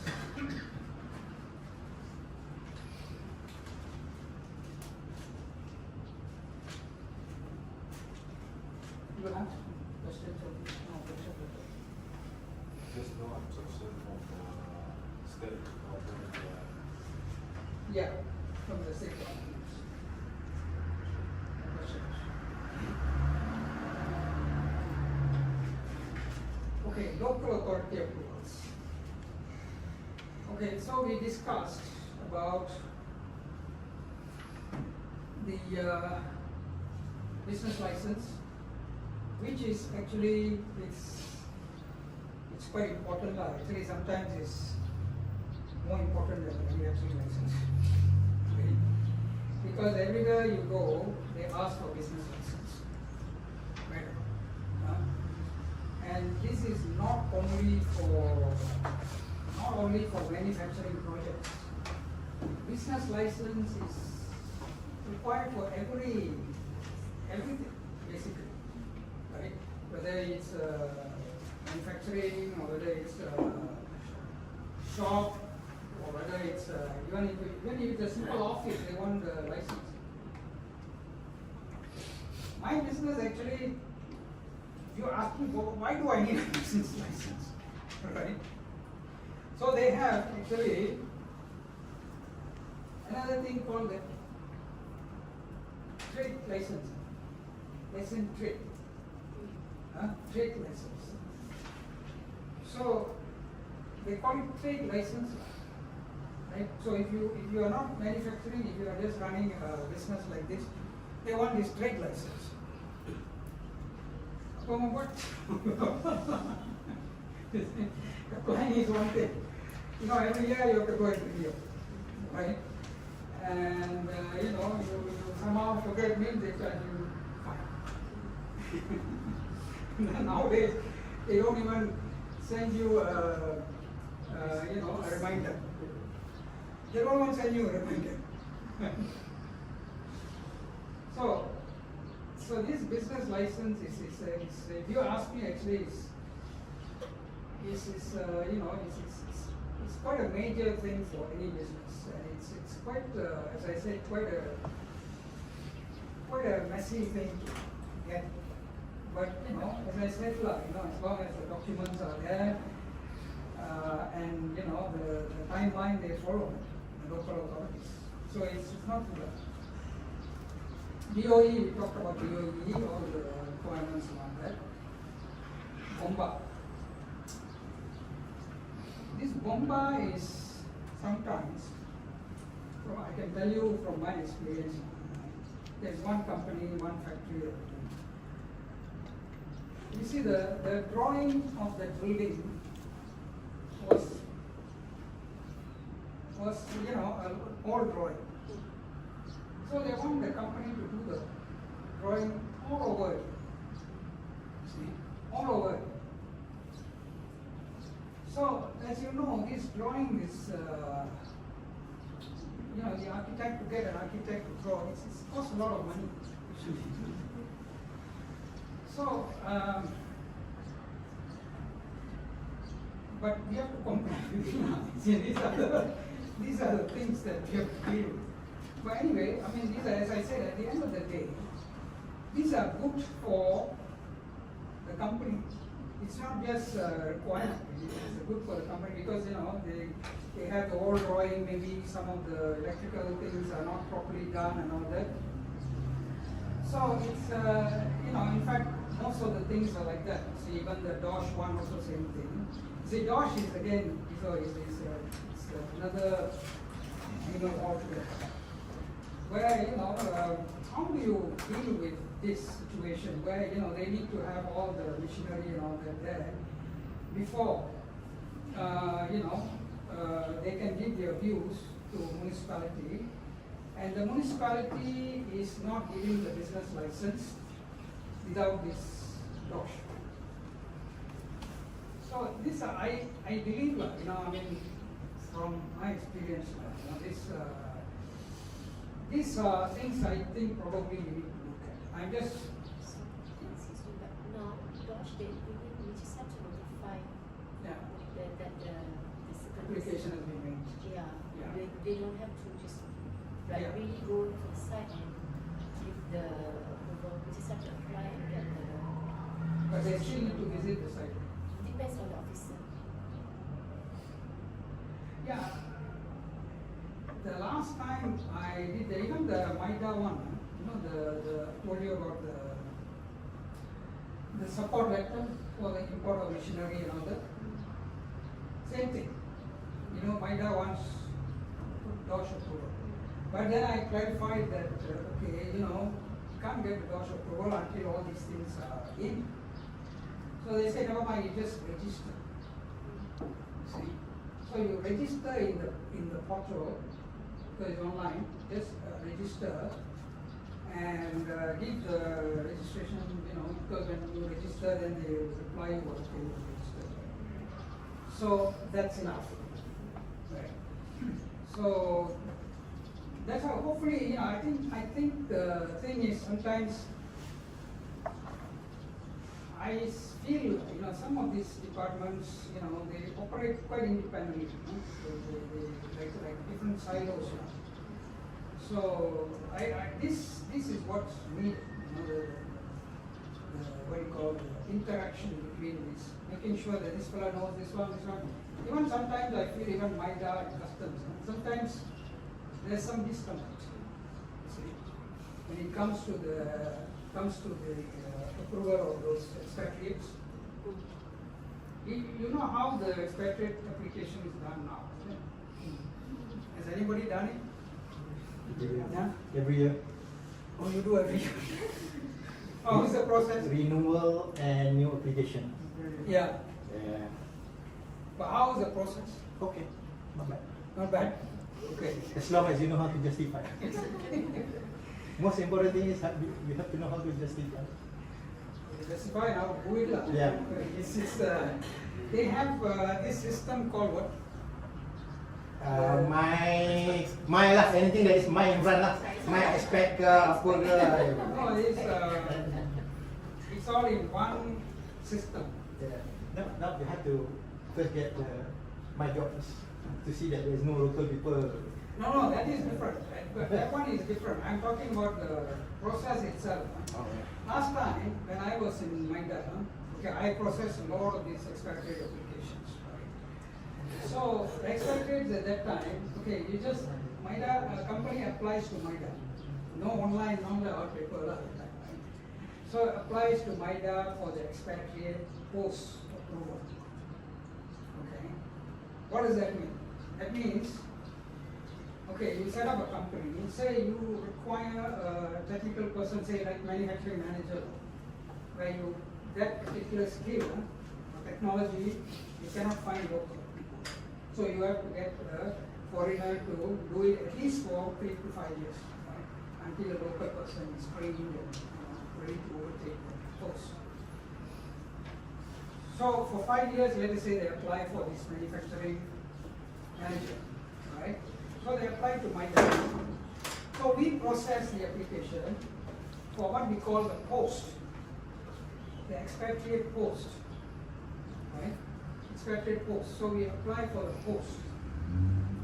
So, so the once then we process and whether the post is justified or not. So we approve the post. The post is approved to the company, not the person. Just the post called manufacturing manager. Okay, company requires manufacturing manager. Let us say 1 person. So the post is approved to the company. So what the company has got to do is, once the post is approved, they pick the person, the foreign expatriate, who wants to fill up this post. Okay. So let us say from their parent company or what. So they pick up the, they pick the person, and then they submit all his documents, like all his passport, all those stuff, and then what experience, all his particulars, like experience and whatever, all those things, we submit to the, called the expatriate division, like in immigration. So we go and submit to them, and the immigration looks at it and say it is okay, they will give the approval, say for 2 years first time. After that, renewal. So that's how it was done. But it's straightforward and quite easy, right? And MIDA basically, because we in MIDA, we should know whether when the company says, okay, these are the functions that we are going to do and where we don't have people, we will know. Because we are dealing with the industry, we will know whether this person is available or what kind of really skills are required here. So that's how it was done. But they have changed it now. Okay, now they call it I can't remember this. Keep thinking about it. They have this what they call the one system where you don't apply to MIDA anymore. What you apply to MIDA is within that system. Within that system, you apply first. The first approval is from MIDA to see whether that this post is required. What are the things and all. They still look at it, but they don't give the approval. They give what we call the support letter. Okay. Support letter. They just give you a support letter. I was telling this man, you don't want to give the support letter. You are the authority, you approve. It must be approval letter. That's where you strong love, right now. You just give support letter. Okay, so they just give support letter. And then the support letter, you upload in the system, and then it goes through the various process, this. Long process is then, ultimately the immigration will approve both the post and the person. See? And the process is, it looks okay, but a lot of things involved. So this is the other thing I feel, in my opinion, I don't know, you say it's very easy, right? So far, I have no issue. Every month, right? Every December. Every December. Right. Okay, maybe once you get used to it, it's all right. But first time user, second time user is always quite a bit of a problem, and then sometimes you submit like what you said, same documents, over and over again. So that's the immigration part. So I did not want to touch on the immigration thing because, as I said, it's a different subject altogether. It's too many things to discuss. I didn't want to cover this. Okay, so we discussed about this Royal Malaysian Customs. This, it gives you. I just wanted to share my knowledge on this because I have gone through all this process, the customs thing. So sometimes it can be a bit complicated. I just want to share my knowledge on this. I hope it's useful, and maybe some of you all are doing it already. Okay. Question and answer. Anything that we have not covered you want to talk about? Nothing.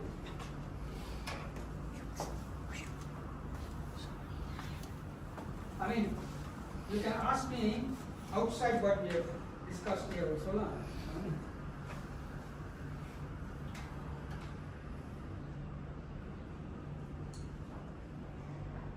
Anybody has got any questions on tax incentives, grants? No, that's other things.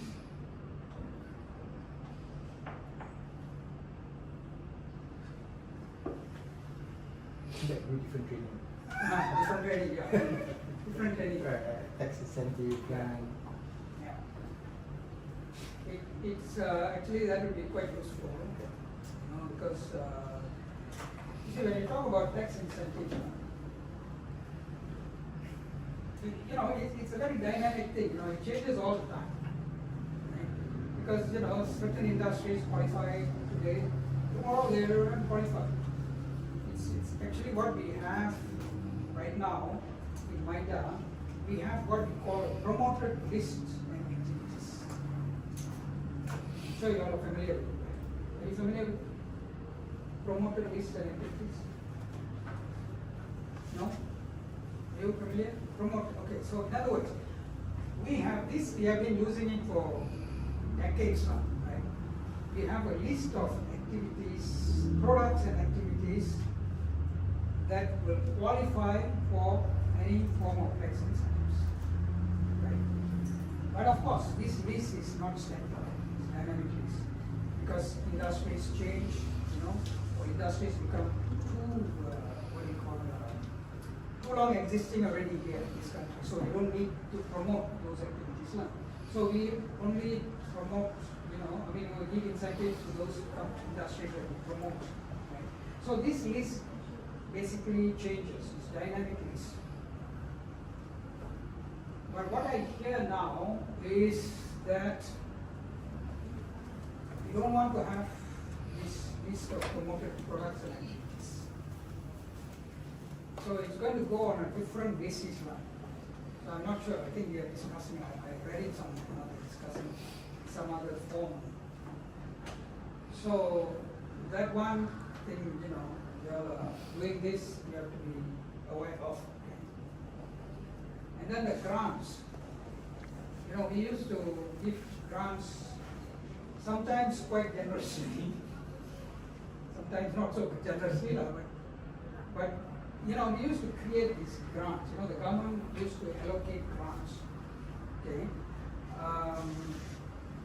In the what you call it, in our 5 Malaysia plan, 11 Malaysia plan, 12 Malaysia plan, and so on. So in that Malaysia plan, so they allocate certain amount of money, say $2 billion, for certain types of industries. The last one that was created is for this 4R, this Industry 4 Revolution, that kind of industries. So a lot of grants were given out. And then they have the SAG, automation grant, this and that. So that also actually, because now is less, because basically, as you know, the government doesn't have money. Don't have that much of money. We have money.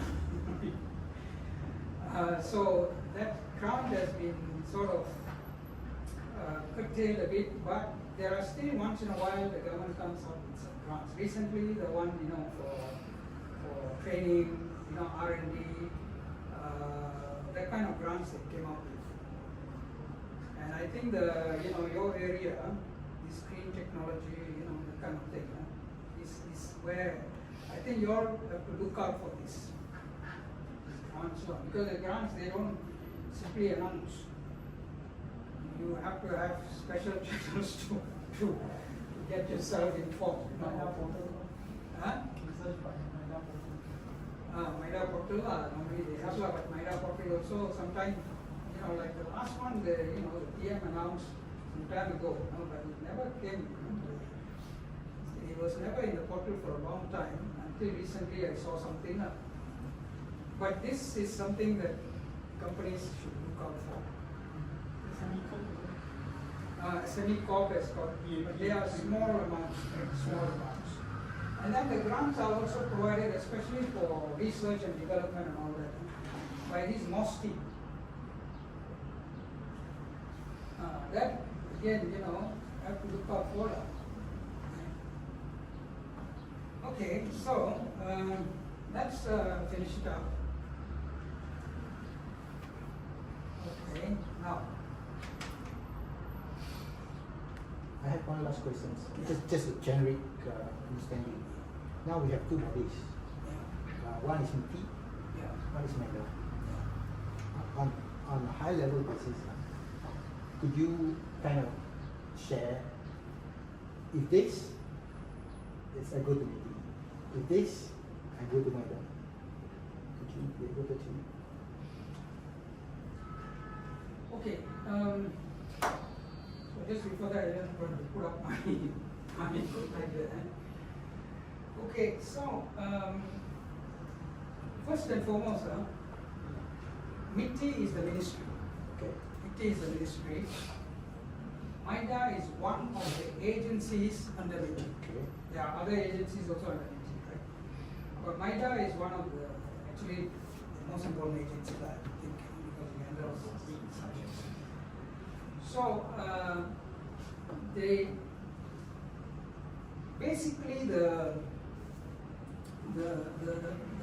what do you call the way the work is, all the, as far as the manufacturing sector, the services sector, and all that stuff, is all done at the MIDA. It means MIDA is the carries all this weight, this, and then they come up with policies, right? What kind of incentives, this and that. A lot of these things are done at the MIDA. And the MITI is basically a ministry, so therefore, ultimately the ministry has got to decide whether these things will work or doesn't work and all that. So they have the final authority, and then they cover also other things like big policy issues. They cover sometimes they make some policies, and then it comes down to MIDA to do the heavy duty work, right? So this has been the way that it has been operating, and some internal politics sometimes.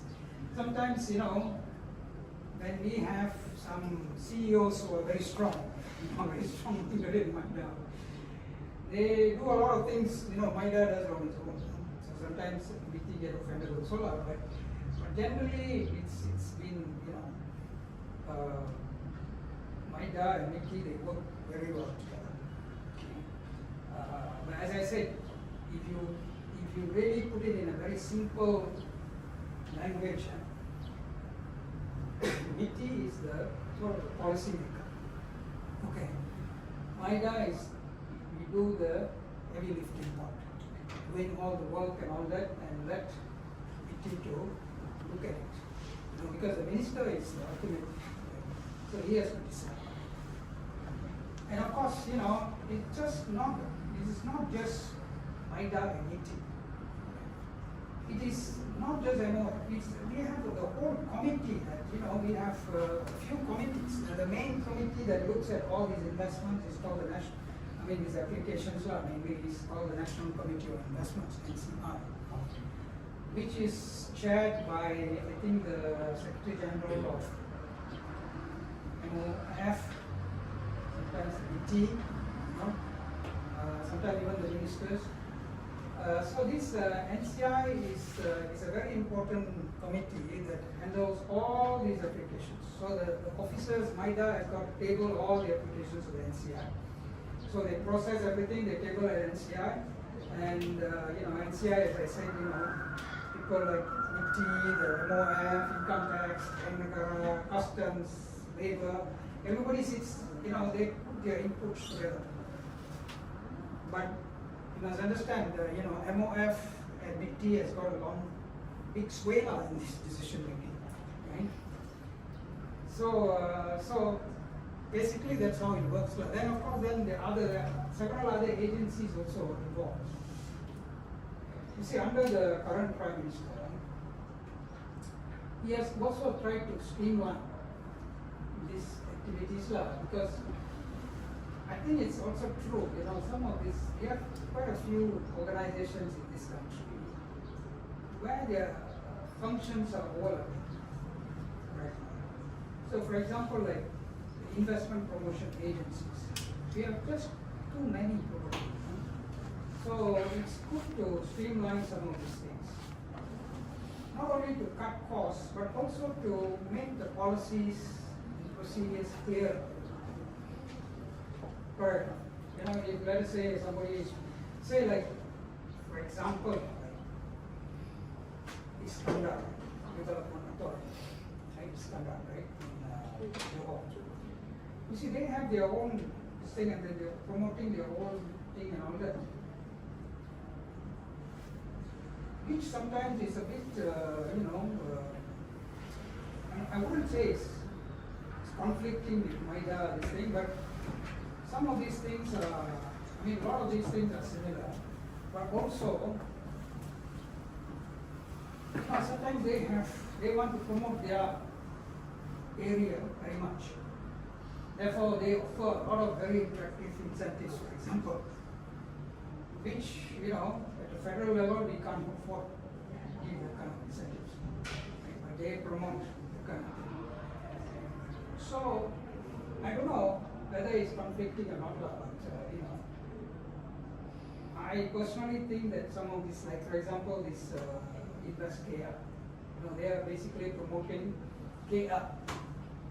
And when you promote KL, what are you promoting? Regional establishments, mainly. Do you know the meaning of regional establishments? Regional establishments like, regional headquarters. I have two clients who are basically, they do this principal hub. Principal hub means basically, these companies are headquartered in Singapore. The marginal investors are from Indonesia, but big company in Singapore. So, you see, they have their brain trust in Singapore. But what we want is, we want to, as I said, we want to upgrade our skills. So we encourage these companies to shift some of their brain trust to KL, to Malaysia. See, Malaysia means mainly KL because here is where everything, all the infrastructure is here. So basically, Invest KL is doing that, right?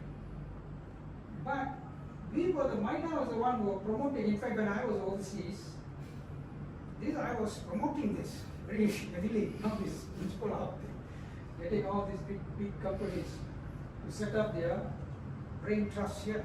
Okay. So you see, MIDA is doing that job. Right? Then Invest KL is of course supporting INLA, but they are also doing INLA. But you can see the overlap. Right? So this is where, as I said, sometimes we have to, amalgamate some of this. So the PM is right, to say that we want to consolidate some of these things. So anyway, just to finish up the last part.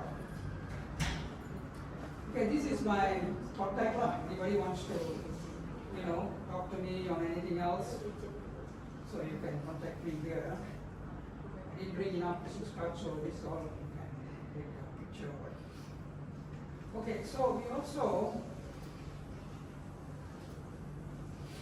the other training courses that we do, all right, training courses that we do are this. Okay, the number one is the one that we did today. The second one, tax incentives for the manufacturing sector. Number three, tax incentives for the services sector. Number three, regional tax incentives and by specialized agencies. Okay, regional tax incentives. See, like Iskandar, East Coast region, Iskandar, all this, they are different. And then the grants and funds offered by government agencies. Okay, then from 6 to 9 are the IT courses. AI and data science, data analysis, digital marketing, Python. Right? I will teach from basics to advanced. Okay, I must explain to you how I'm doing these IT courses. I am not an IT person. I am not specialized in this area. So what I have done is I have collaborated with a very major IT company, IT training company, not IT training company. They are based in India. Okay? They are headquartered in Dubai. They have very big operations in the Middle East, in America and other parts of Asia also they have. So I have collaborated with them, and they are very good in all this, this IT land. They are already public listed company, and they are fighting 60,000 students. So I will get the trainers from them. Mostly this is going to be online. It can be online, and it can be in person either way. Yeah. So this I have not registered this thing because they asked me to, I'm still in the process. I'm asking for different documents. But I think this will be something very good for the industry, and this is where we have to move, because we cannot remain, as what we are. I think this is the area that we are. DBS, I saw news today. DBS is cutting down 4,000 people because some of the jobs Yes. replaced by artificial intelligence. It's true, people say that there will be a lot of job loss, but I think there's also to understand that this can also create other jobs. Skilling, Skilling and other, jobs. Okay, so this is all for today. As I said, if you all have anything else, any questions or anything, you can always contact. Okay? All right, thank you so much. Thank you.